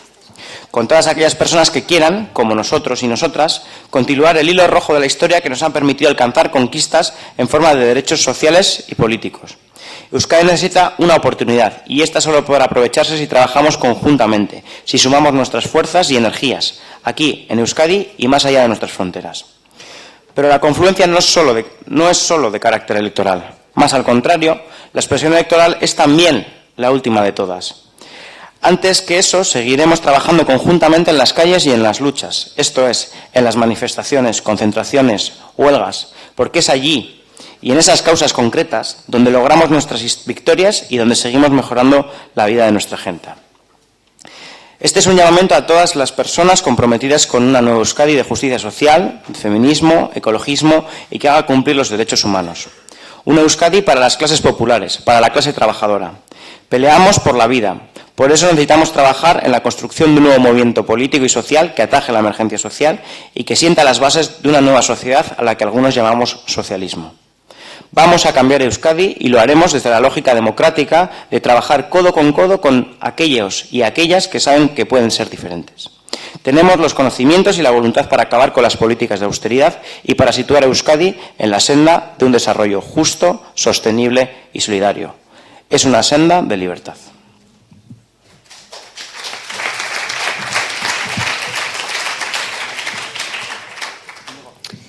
Resolución a favor de... Sí. En principio tocaría, vamos a ir de uno en uno para que no se alargue el tiempo. En principio, si no hay nadie que se oponga, la daríamos, y así lo haremos con el resto de las resoluciones, la damos aprobada por aclamación, a no ser que alguien pida la votación. Vale. Pues queda aprobada por aclamación silenciosa.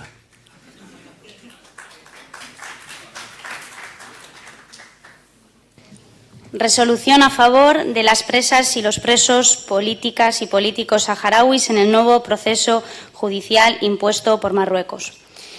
Más de 6 años después de lo acaecido en el campamento de Imichik, campamento de la dignidad instalado a 20 kilómetros de Layún, capital del Sáhara Occidental, y en donde miles de saharauis protestaban de manera pacífica por su situación política, social y económica en los territorios ocupados, el gobierno marroquí vuelve a la ofensiva. Durante el mes de vida del campamento protesta de Imichik, los ataques por parte de los militares marroquíes fueron continuos. Días antes de su desmantelamiento, Nayem El Gari, de 14 años de edad, fue asesinado al ser tiroteado cuando intentaba entrar al campamento.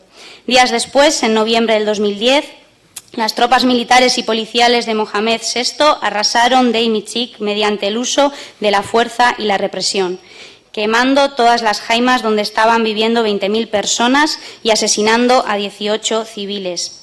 Más de 700 heridos y 159 desaparecidos, según datos del Frente Polisario. Tras los hechos ocurridos, cientos de saharauis fueron detenidos y torturados, y un montaje político abrió un proceso contra 25 personas. En un primer momento, los encausados fueron juzgados por parte de un tribunal civil, donde cumplieron las penas impuestas. No obstante, meses después se les volvió a juzgar, pero esta vez por un tribunal militar, incumpliendo de esta manera el derecho internacional, puesto que es ilegal juzgar 2 veces a una misma persona por el mismo hecho, así como también es ilegal que un civil sea juzgado por un tribunal militar. De este segundo juicio ilegítimo salieron penas de 20 años de prisión y cadenas perpetuas. Entre los encausados se encontraba el compañero Hassana Alia, que tras años de lucha infatigable, 2017, el Estado español le ha reconocido el estatus de refugiado político.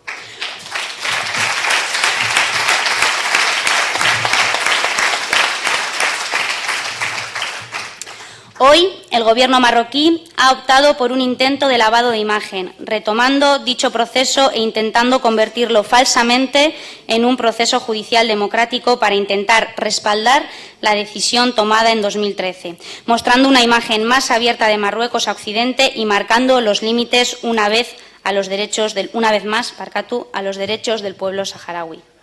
Así, el pasado lunes 23 de enero comenzó la audiencia a los 24 encausados de Dei Michik, alargándose durante 3 días y tomando un receso hasta el próximo mes de marzo para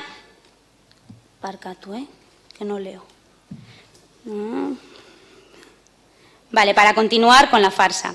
La defensa de los presos saharauis argumentó que los expedientes eran falsos, que además las declaraciones se tomaron bajo torturas y exigió un examen médico forense, así como declaró que el Tribunal de Salé, Marruecos, no era competente para juzgar a presos políticos saharauis y que el expediente debía trasladarse al Tribunal Penal de Primera Instancia de Laayoune. Desde Ezker Anitza Izquierda Unida exigimos al Consejo de Seguridad de las Naciones Unidas que dote de competencias en derechos humanos al MINURSO, puesto que se trata de la única misión especial de las Naciones Unidas que no tiene competencias en la vigilancia de los derechos humanos, a pesar de los continuos abusos que sufre la población saharaui en territorios ocupados y de las cuales han alertado innumerables organizaciones políticas y sociales. Ezker Anitza Izquierda Unida seguirá apoyando al pueblo saharaui en la calle y en las instituciones, haciendo propias las exigencias de dicho pueblo a todos niveles.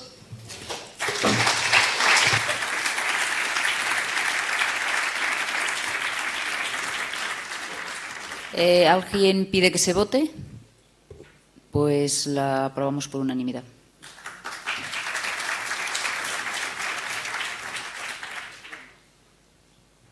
La siguiente resolución es una resolución de apoyo al pueblo palestino.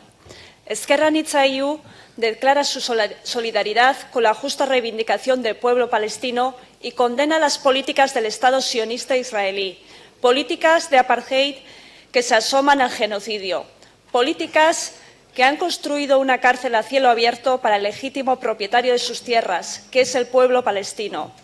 Condenamos las acciones contra pescadores y agricultores, con ataques a los mismos y destrucción de olivos. Condenamos el muro que encierra al pueblo palestino y también condenamos los checkpoints. Ante todos estos ataques a los derechos humanos, Ezker Anitza IU apoya el movimiento BDS, boicot, desinversiones y sanciones, como movimiento pacífico contra el apartheid del gobierno sionista de Israel. Ezker Anitza IU apoyará en la calle y en las instituciones los derechos del pueblo palestino y el BDS como instrumento.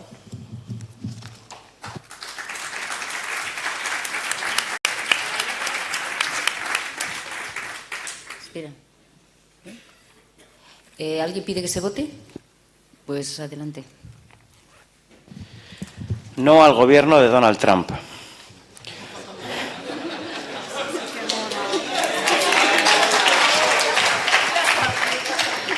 La elección de Donald Trump como nuevo presidente de los Estados Unidos ha provocado una auténtica conmoción entre la juventud, las mujeres, los inmigrantes, la comunidad LGTB y los trabajadores de todo el mundo. Su discurso racista, machista, homófobo y reaccionario de ser llevado a la práctica, puede convertir la vida de millones de personas en una auténtica pesadilla.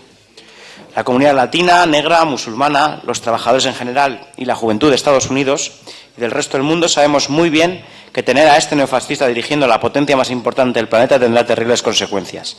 ¿Qué defiende Donald Trump? El multimillonario Donald Trump representa el 1% de esta élite de privilegiados que defiende el capitalismo más salvaje y despiadado. Su política pretende volver a la clase dominante de Estados Unidos a sus momentos de máximo esplendor, reafirmando su poderío imperialista a escala mundial, cueste lo que cueste. Y sabemos lo que eso significa. Auténtica masacre de millones de inocentes en numerosos países, como hemos visto en Irak, Afganistán o Siria, todo para salvaguardar los intereses de un puñado de multinacionales. Si su agenda exterior es brutal dentro de las fronteras de Estados Unidos, las consecuencias también pueden ser terribles. Trump, que ha contado en sus mítines de campaña con el apoyo del Ku Klux Klan y que ha nombrado a conocidos racistas como ministros para su gobierno, ha dejado clara su intención de deportar a millones de inmigrantes de origen latino o musulmán y de seguir utilizando la represión policial más despiadada contra la comunidad negra. Entre sus planes estrella está el construir un gran muro en la frontera con México para evitar el paso de miles de inmigrantes a los Estados Unidos y aprobar leyes racistas que acaben con los derechos civiles.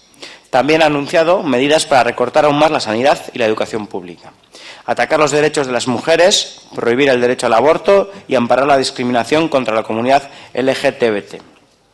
Por supuesto, también ha anunciado reformas laborales para aumentar el poder de los empresarios sobre los trabajadores y los sindicatos y acabar con las prestaciones sociales que benefician a los más pobres de la sociedad, que asciende a más de 40 millones de personas. Este elemento pretende destruir las fuerzas productivas de otros países del mundo para llevárselas a Estados Unidos y explotar a la clase trabajadora con salarios de miseria. Donald Trump plantea la eliminación del Obamacare, que es un seguro sanitario con una mínima cobertura, lo que supone privatizar la sanidad y condenar a los pobres a la muerte segura por falta de atención médica. Es necesario luchar y resistir contra un gobierno reaccionario y antidemocrático que va a generar una guerra comercial a nivel del planeta para conquistar el mercado y explotar el paro a otros países. Contra el gobierno reaccionario de Donald Trump, luchemos por un gobierno socialista, fuera de las bases norteamericanas del Estado español.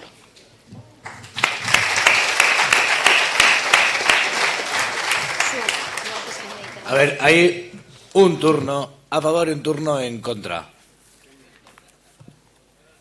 Hala, un minuto. Pues darle un micro a este hombre. Nada, un micro.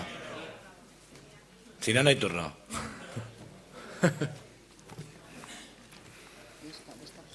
Sí.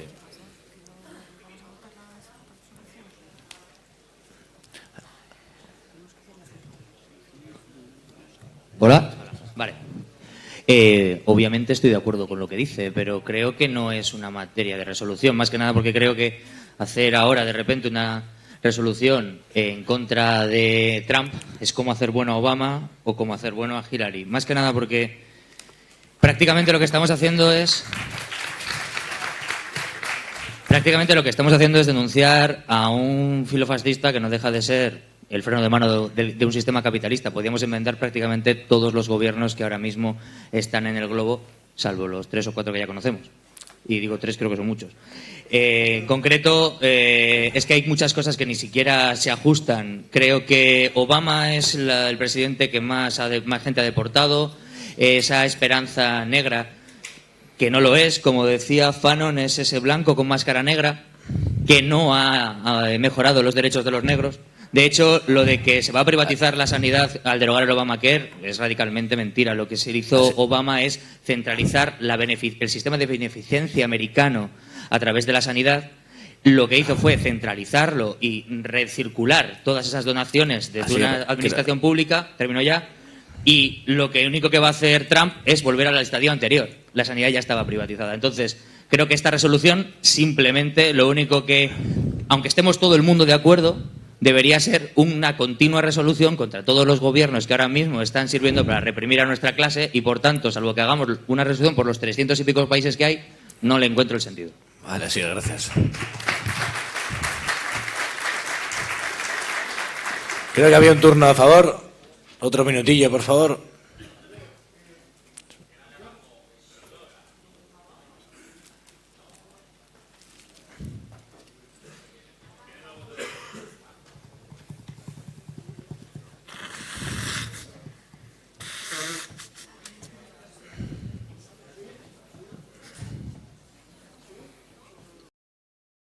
Abre el otro micro. Sí, ahora.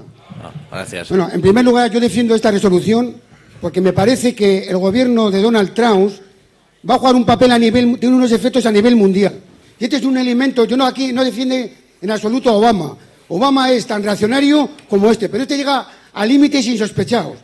De hecho, ya ha empezado a generar una situación para México en concreto, está ya planteando el tema del muro, va a atacar de una manera clara. De hecho, hoy mismo no ha permitido entrar a refugiados a Estados Unidos. O sea, la política de este señor va a tener efectos a nivel mundial. De hecho, Israel se está fortaleciendo, haciendo viviendas en las colonias ocupadas. O sea, es una auténtica vergüenza. Si no permitimos que este elemento lo echemos, además lo que defiende esa resolución es un gobierno socialista, porque ese es un gobierno antidemocrático, que ataca las libertades democráticas claras. O sea, yo creo que es una resolución esencial en estos momentos, porque Estados Unidos no es un país cualquiera, es el país más fuerte a nivel mundial. Por eso necesitamos que esta resolución salga adelante y combatir a este elemento que va a tener efectos a nivel mundial desastrosos para el movimiento obrero. Así de claro. Muchas gracias. Gracias. Bueno, porfa, vamos a pasar a votar la resolución. Entiendo que hay dos posturas.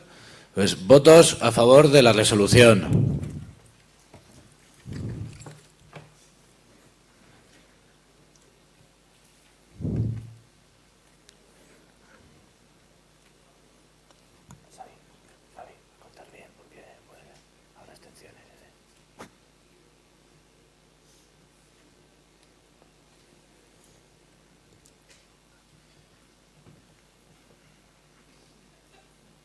Podéis bajar. ¿Votos en contra?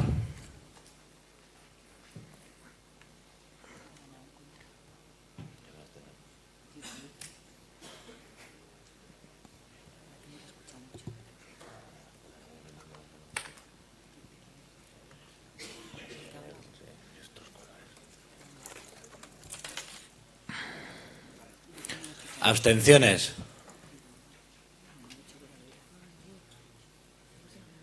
Pues he dicho que hay que contar bien.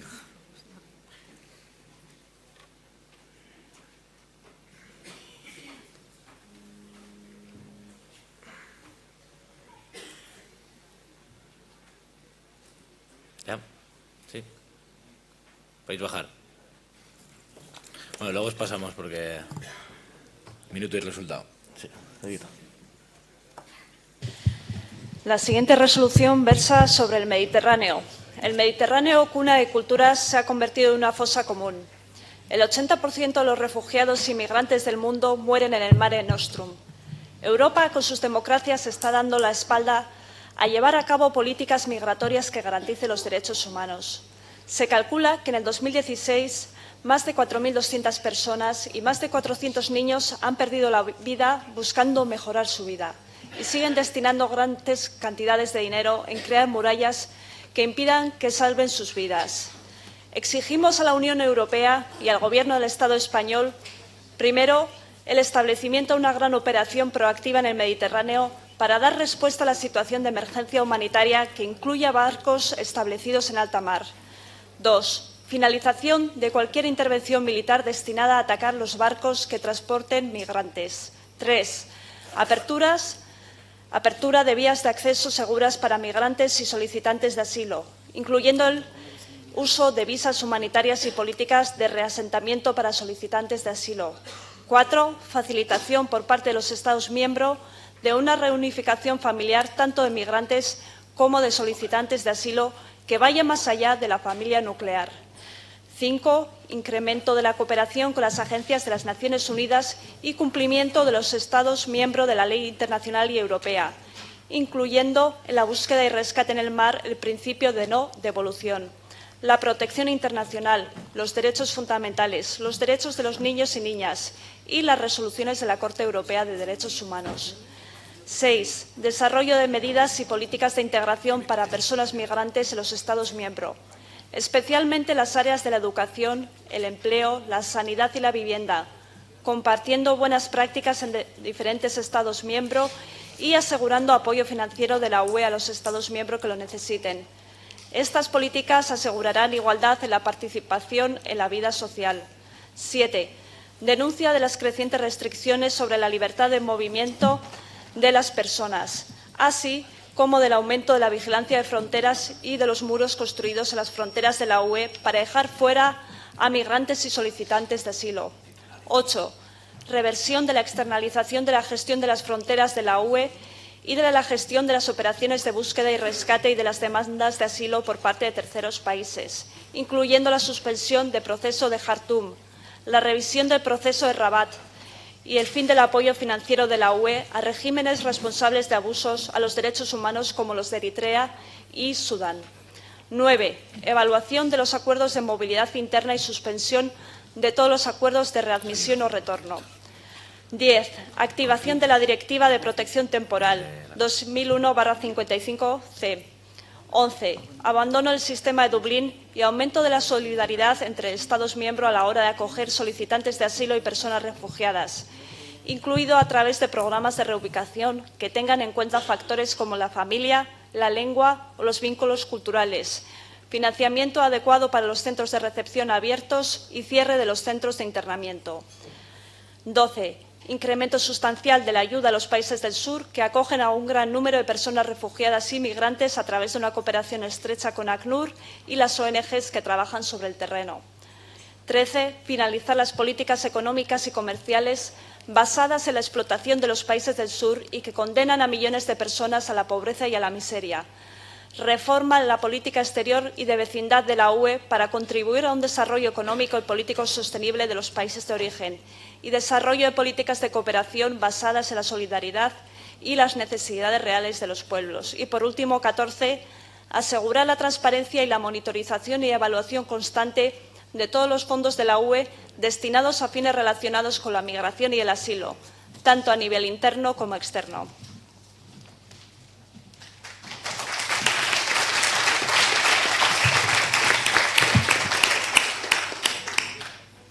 Propuesta de resolución sobre las personas refugiadas. Uy, hijo. Una palabra en contra de esta resolución.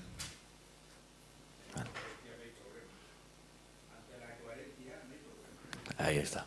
Amaya, ahora sí. Propuesta de resolución sobre las personas refugiadas. Las intervenciones internacionales de OTAN y Estados Unidos en países árabes, junto con las políticas de la Unión Europea, nos sitúan en un momento en el que en esos países los movimientos de oposición se han aliado con grupos terroristas como antes Al-Qaeda y ahora el Estado Islámico, desatando guerras y una situación de violencia atroz en países como Siria o Libia.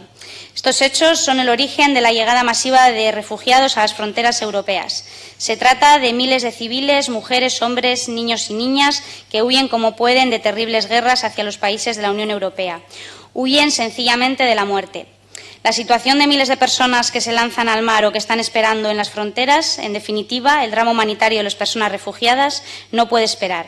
Estamos en una situación de emergencia a la que se suma el frío del invierno. Por ello, hay que insistir una y otra vez en la necesidad de poner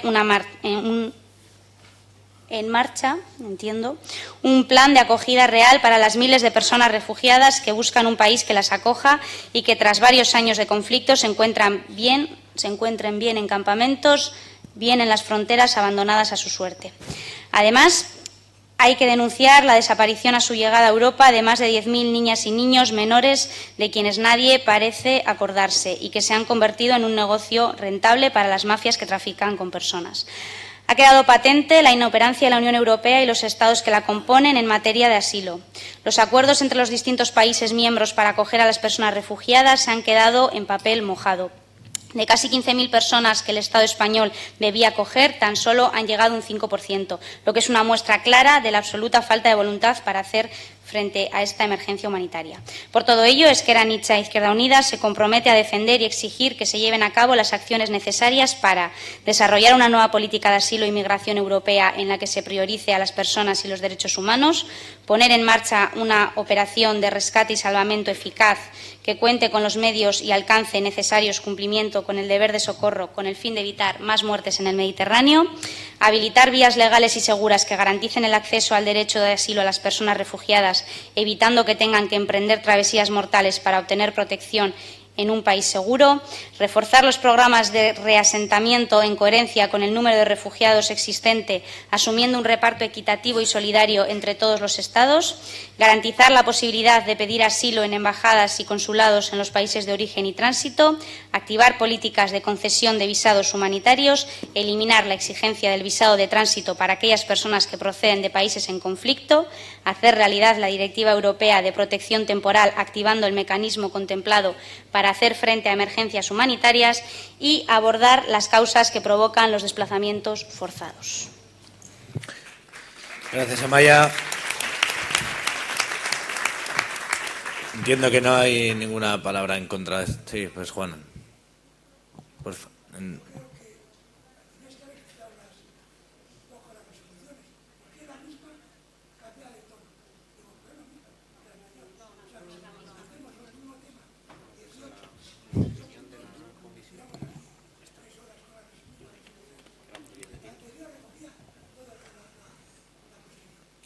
Gracias, Juana. Al criterio de la Comisión de Resoluciones, que son dos resoluciones diferentes, por tanto la mesa sigue ese criterio y si queréis pasamos a votación la resolución o la damos a aprobar.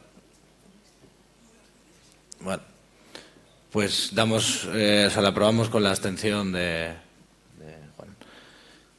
¿Podéis seguir? Bueno, voy a hacer breve esta. Se titula Nuclear RIC es Eskerrik asko. Y básicamente lo que plantea es que, como la semana pasada el Consejo de Seguridad Nuclear ha emitido un informe favorable a la reapertura de Garoña, en respuesta a una petición de reapertura de la instalación por parte de la empresa explotadora para los próximos 17 años, convertiría a Garoña en una de las centrales nucleares más longevas de Europa, con 60 años de vida. En ese sentido, la 9ª Asamblea de Ezker Anitza Izquierda Unida resuelve 3 puntos. Exigir al Gobierno y a las autoridades competentes denegar ese permiso y proceder al cierre definitivo de la central nuclear de Garoña.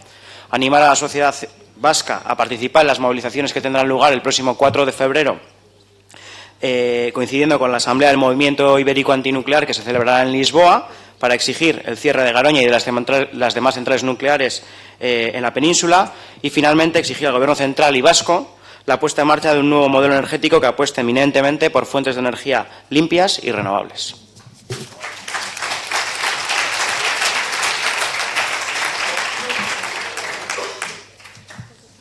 ¿Alguien solicita la votación? No.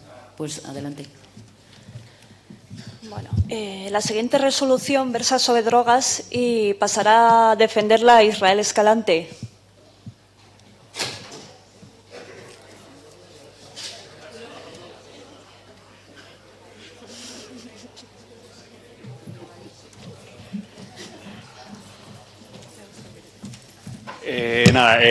La resolución es cortita porque al final la idea es simplemente que se abra el debate en la izquierda, que se concrete un poco, no por esta resolución, sino lo que pretende es eso, es que algún día se abra el debate, se haga un encuentro o alguna historia de estas, porque al final no tenemos una postura clara sobre este tema y, bueno, paso a leer y si hace falta se explica. Durante años han sido diversas las posiciones adoptadas en las organizaciones de la izquierda en Euskadi, pero además estas han ido variando, lo cual en gran medida es comprensible si tenemos en cuenta el contexto social, económico y sanitario.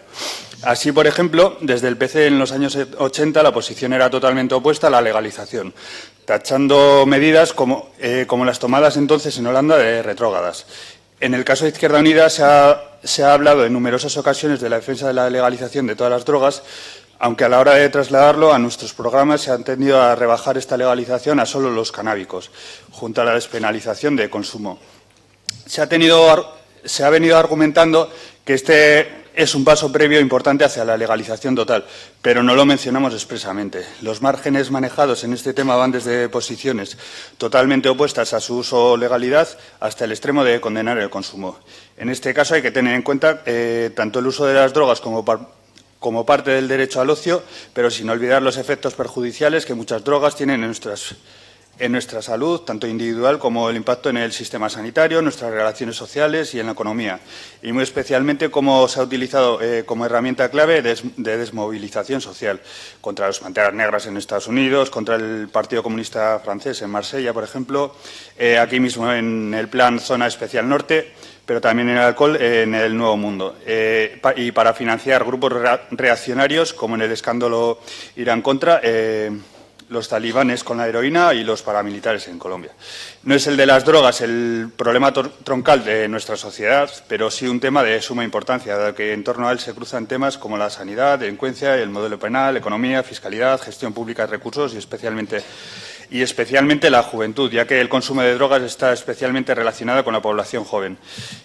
Bueno, y lo que decía, esta resolución no pretende fijar una postura en un tema complejo como el de la droga, pero sí abrir una reflexión y debate pendientes en la izquierda en torno a este. Por eso se considera necesario organizar un proceso de debate público que sirva para desarrollar desde Izquierda Unida una posición clara respecto a este tema, sin frivolidades ni tapujos, y que esta postura se traslade debidamente a nuestros programas y nuestra política diaria. ¿Se encuentra? Si no se encuentra, no.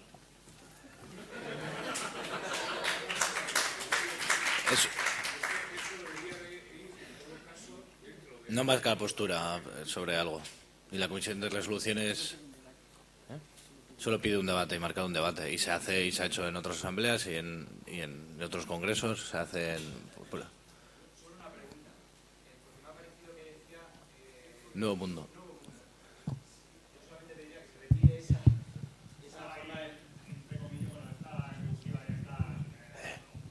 Listo.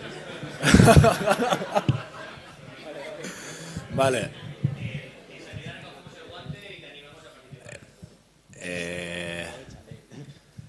Bueno, entiendo que si no hay más palabras,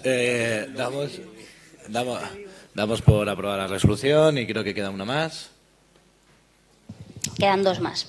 Pues, bueno, la siguiente resolución a favor de la huelga de los trabajadores y trabajadoras de ambulancias de emergencias de Vizcaya pasa a explicarla a Asier Muñoz.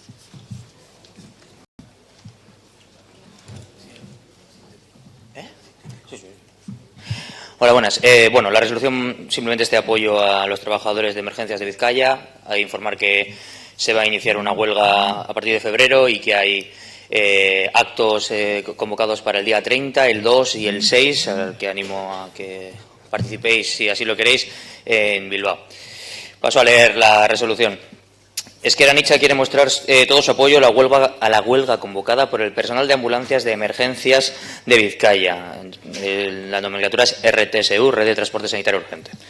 El Gobierno vasco, con sus medidas neoliberales, está poniendo en riesgo permanente la salud de la ciudadanía al permitir y consentir la explotación laboral de su personal de emergencias y la precarización progresiva del servicio en Euskadi. Esta situación insostenible ha llevado a los trabajadores de Vizcaya al extremo de convocar la huelga. Esta situación es consecuencia de la política jeltzale de primar lo económico frente a lo técnico, la explotación frente a la salud y, en definitiva, de especular con la vida de la ciudadanía. Por otra parte, Ezker Anitza IU quiere denunciar la indefensión en la que se encuentran las trabajadoras de la RTSU de Vizcaya al no poder hacer efectivo su derecho a huelga por asignarles unos servicios mínimos del 100%. Esto no deja de ser una maniobra torticera para impedir a las trabajadoras ya penalizadas por trabajar para una subcontrata de denunciar aquellos atropellos que sufren cotidianamente, repercutiendo gravemente en la atención de emergencias vitales. Por último, Ezker Anitza IU quiere mostrar su solidaridad con las trabajadoras del sector SOS Deiak, quienes pese a ser maltratadas reiteradamente por la Administración pública, dedican todo su saber y esfuerzo a su profesión y servicio ciudadano. Por ello, manifestamos todo nuestro reconocimiento y solidaridad y apoyo a las teleoperadoras del 112, bomberos, salvamentos de alta montaña y espeleología y al personal de emergencias sanitarias de Osakidetza, especialmente a todas aquellas que en los próximos días se ven empujadas a la huelga. Gracias.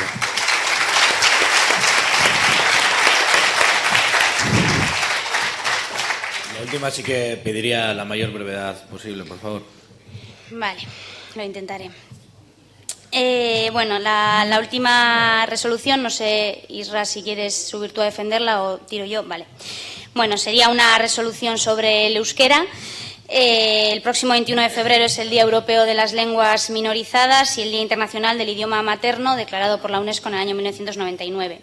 Y en este sentido, pues remarcar que desde Ezker Anitza venimos defendiendo el euskera como parte de la cultura e idiosincrasia de Euskadi y, bueno, una de nuestras propuestas más recordadas en nuestra anterior etapa en el Parlamento Vasco fue la trasladada por Mikel Arana en torno a la festividad de Euskadi del 25 de octubre o Día de Patxi López al 3 de diciembre, Día Internacional del Euskera.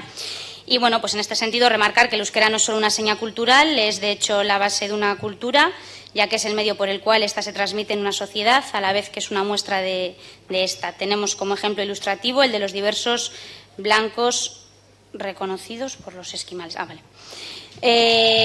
Bueno, pues simplemente por ir abreviando, si te parece, Isra, voy a las conclusiones. Simplemente remarcar lo siguiente. No solo defender, desde Ezker Anitza Izquierda Unida, no solo defender el uso de euskera, sino predicar con el ejemplo. Y, bueno, pues no se trata de la noche a la mañana redactar toda nuestra política de euskera, ni tampoco hacer nuestra política en euskera, pues porque, seamos realistas, no somos capaces para ello, entre otras cosas, pues por el fracaso del modelo de normalización lingüística que ha habido en Euskadi, ¿no? Pero sí defender su uso no solo como herramienta política, sino como lo que es una herramienta de comunicación y elemento vital de la cultura del pueblo del que somos parte y en el cual desarrollamos nuestra vida y política. Entonces, bueno, este sería a grandes rasgos lo que defiende la resolución. Gracias, Amaia.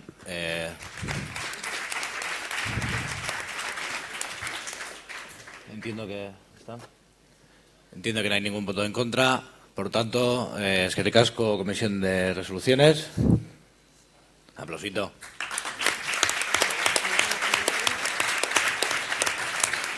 Pero ¿es a favor o en contra?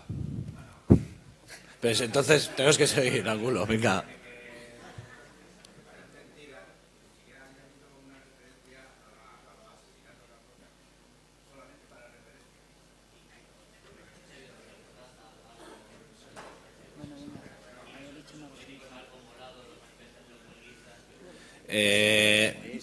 Podéis haberla hecho. Sí.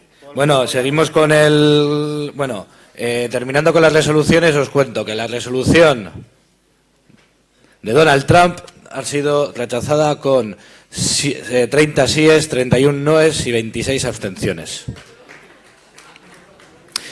Doy la palabra ahora a la Comisión de Candidaturas. Andrés Díez, portavoz.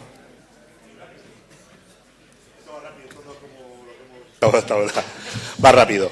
A ver, solo se ha presentado una candidatura. Esa candidatura hemos comprado los avales que hay, tiene suficientes avales, tanto para la candidatura, para la coordinadora de Euskadi, como a la Comisión de Garantías y a la Comisión Revisora de Cuentas. Solo hay esa candidatura, o sea que es sencillito. Os la está proyectando ahora, porque a la hora de imprimir, bueno, tenemos ahí las copias, las podéis coger, pero en la mitad se ven bastante mal. Como siempre, la ley de Murphy, se ha acabado el tóner. Y está a media en la lista, pero bueno, podéis cogerla y se ve perfectamente. O sea que tampoco voy a contar más historias porque no la estáis viendo y listo. ¿Habéis visto que ha sido corto? Venga. Bueno, aclarar que, como sabéis, hoy... Una cosa es corto y otra cosa es explicar las cosas. A ver, una cosa es corto y otra que dejar las cosas a medias. Es decir, ha habido algunas propuestas que se han hecho a la comisión de que se redujese el número en la Comisión de Garantías y en la de Finanzas, o la de Revisora de Cuentas. Ya como se había aprobado los estatutos, de rebajarlo de 6 a 3 y de 5 a 3, ya está, eso no había lugar. Y en cuanto al número en la composición, bueno, históricamente hemos tenido 45, el reparto que se había hecho para las provincias también para elegir en la segunda parte se había hecho sobre 45, entonces era muy difícil el volver a cambiar eso cuando ya lo teníamos decidido. Esta es el 60% de la candidatura que hay que elegir ahora y el otro 40% hay que elegirlo en las provincias. 9 en Vizcaya, 6 en Guipúzcoa y 3 en Álava. Y ahora sí que ha acabado.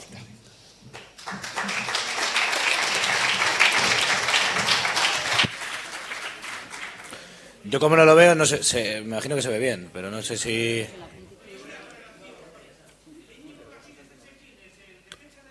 Va, Órida. El mismo. Es que me he cortado el pelo hoy.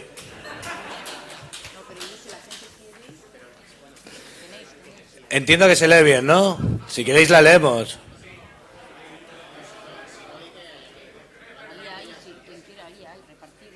Vale. Entiendo que, como sabéis, sois el 60%, como ha explicado Andrés, de lo que es la coordinadora, así que se eligen tanto garantías como revisora de cuentas por completo. Por tanto, pasamos a votar la lista. Bueno, la leo.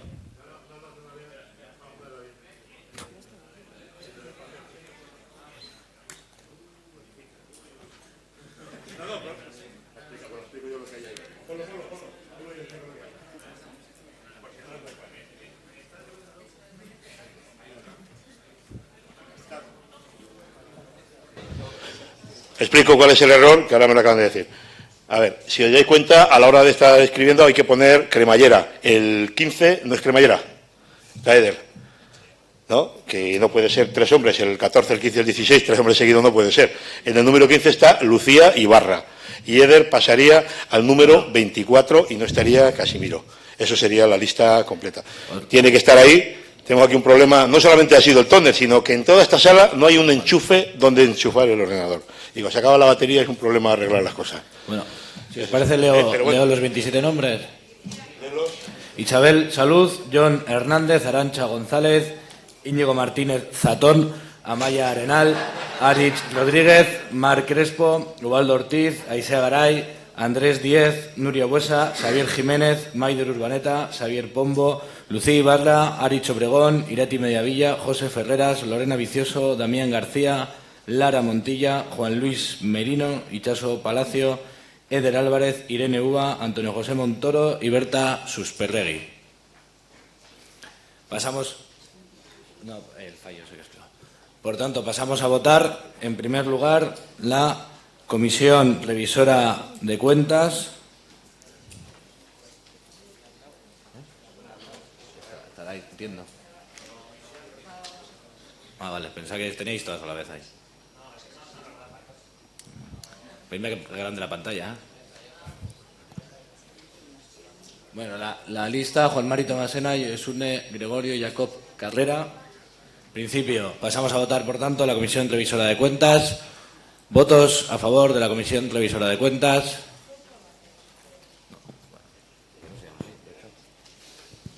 Comisión de Arbitraje Financiero.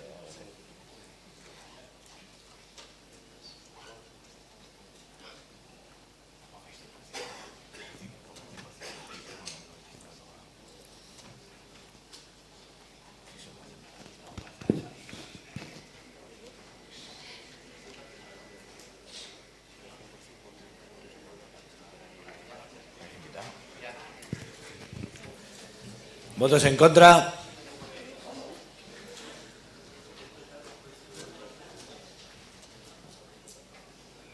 ¿Podéis bajar? ¿Abstenciones?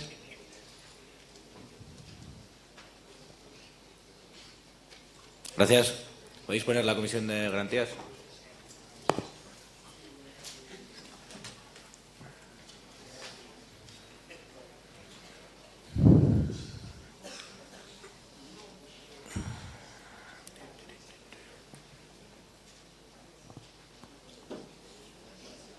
La comisión de garantías la tenéis ahí. Alfonso Fernández, Amagoya Muñoz y Anchón Carrera. ¿Votos a favor de la comisión de garantías?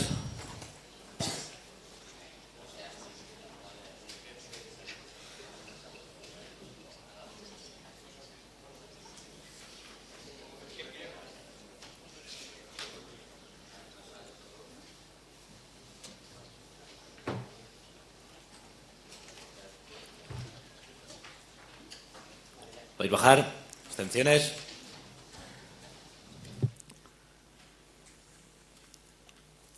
¿Y votos en contra? Gracias. Pasamos por último, y no el final de la Asamblea, pasamos para la última votación. En plenario, os recuerdo a los 27 personas que saldréis elegidos que nos reuniremos muy brevemente y que los demás que no os marchéis, por favor, para la clausura de la misma. Pasamos a votar, por tanto, la candidatura a la coordinadora de Euskadi de Ezker Anitza al órgano. ¿Votos a favor?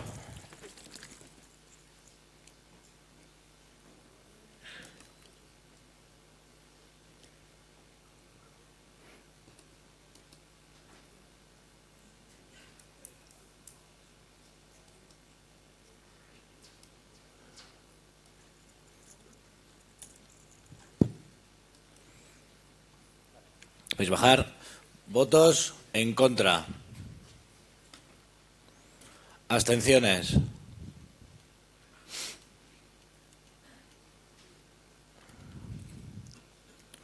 Vale, podéis bajar. Al margen del resultado, queda aprobada la candidatura a la coordinadora de Euskadi de Ezker Anitza, encabezada por Isabel Saluz, y os convoco a esta parte de adelante a los 27. Y se disuelve la mesa.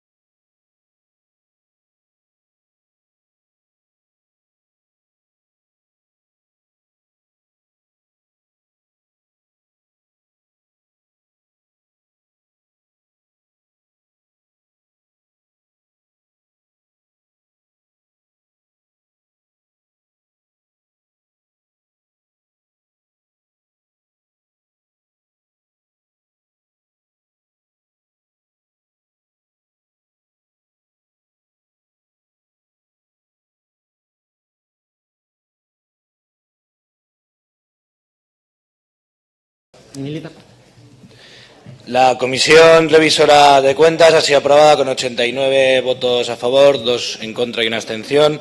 La Comisión de Garantías con 93 votos a favor y 2 abstenciones. Y el órgano, la coordinadora de Euskadi, estas 27 personas que forman el 60% del órgano, por 93 votos a favor y 5 abstenciones.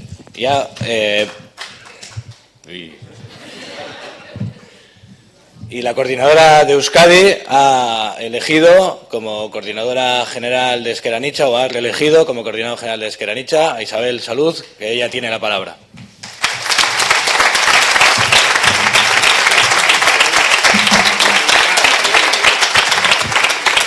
Compañeras y compañeras, hemos hablado hoy mucho de política, yo ya no voy a hablar más, hemos hecho todo lo que teníamos que hacer en ese sentido. Solo deciros que para mí es un honor durante esta próxima etapa volver a ser la coordinadora de Esquerra Anitza Izquierda Unida. Agradezco muchísimo la confianza que depositáis en mí y espero, con humildad, estar a la altura de esa confianza que habéis depositado.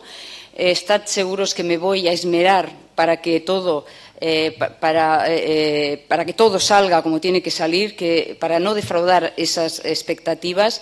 Yo siempre he pensado que el papel de una coordinadora es un papel de coordinación, de buscar la síntesis, de buscar espacios que entre diferentes nos encontremos cómodos. Siempre he pensado que la coordinadora tiene que ejercer una dirección o una relación vertical y no jerárquica, no horizontal, y siempre he procurado una relación vertical, no horizontal, jerárquica, y siempre he procurado tener un vertical. Horizontal, perdonar. Horizontal. Me conocéis y sabéis que era así, ¿no? Por tanto, un espacio donde nos encontremos cómodas y cómodas, donde el talante, mi talante es conciliador, siempre buscando ese acuerdo, y cuando no hay acuerdo lo que prima y lo que pesa es la democracia, la mayoría decide. Esto es así y, por tanto, yo seguiré con ese talante de buscar el acuerdo y de buscar un espacio cómodo y que nos sintamos todos a gusto. Acabamos esta etapa, como hemos dicho, hoy mismo cerramos esta etapa donde presentamos un balance positivo. Es verdad, positivo, muy positivo, pero yo espero que en el año 2012 podamos presentar un balance tan positivo o más positivo del que presentamos hoy. Estoy segura que todos los que estamos aquí, todos los que estáis allí y toda la organización vamos a trabajar intensamente para que esto sea así. Y en estos próximos meses, en estos próximos años, tenemos un reto político fundamental y es confluir, es la unidad. Es la unidad en mayúsculas, es toda nuestra pasión puesta al servicio de la unidad. Esto es muy importante, es fundamental si queremos ganar a las políticas de derecha, si queremos ser más fuertes. Tenemos que ganar, tenemos que poner la economía al servicio de las personas. Esto es un sueño, es una utopía, es un sueño y una utopía tan hermosa como lo es la lucha de clases, es el motor de la historia. Hoy estamos nosotras aquí, hoy podemos debatir, hoy podemos reunirnos, hoy tenemos derechos, tenemos libertades limitadas, es cierto, pero las tenemos porque muchos hombres y muchas mujeres antes que nosotras lucharon para que nosotros pudiéramos estar aquí. Por tanto, esa lucha es la fuerza que nos impulsa, es nuestro compromiso histórico y nuestro compromiso hacia el futuro. Tenemos que seguir ese hilo rojo de la historia. Por tanto, adelante, compañeros y compañeras, porque el futuro es nuestro.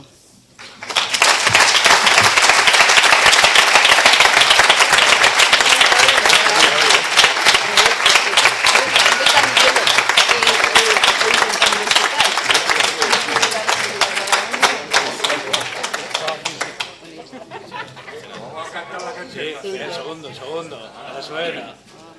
No, va a ser un paso adelante, un paso al colegial.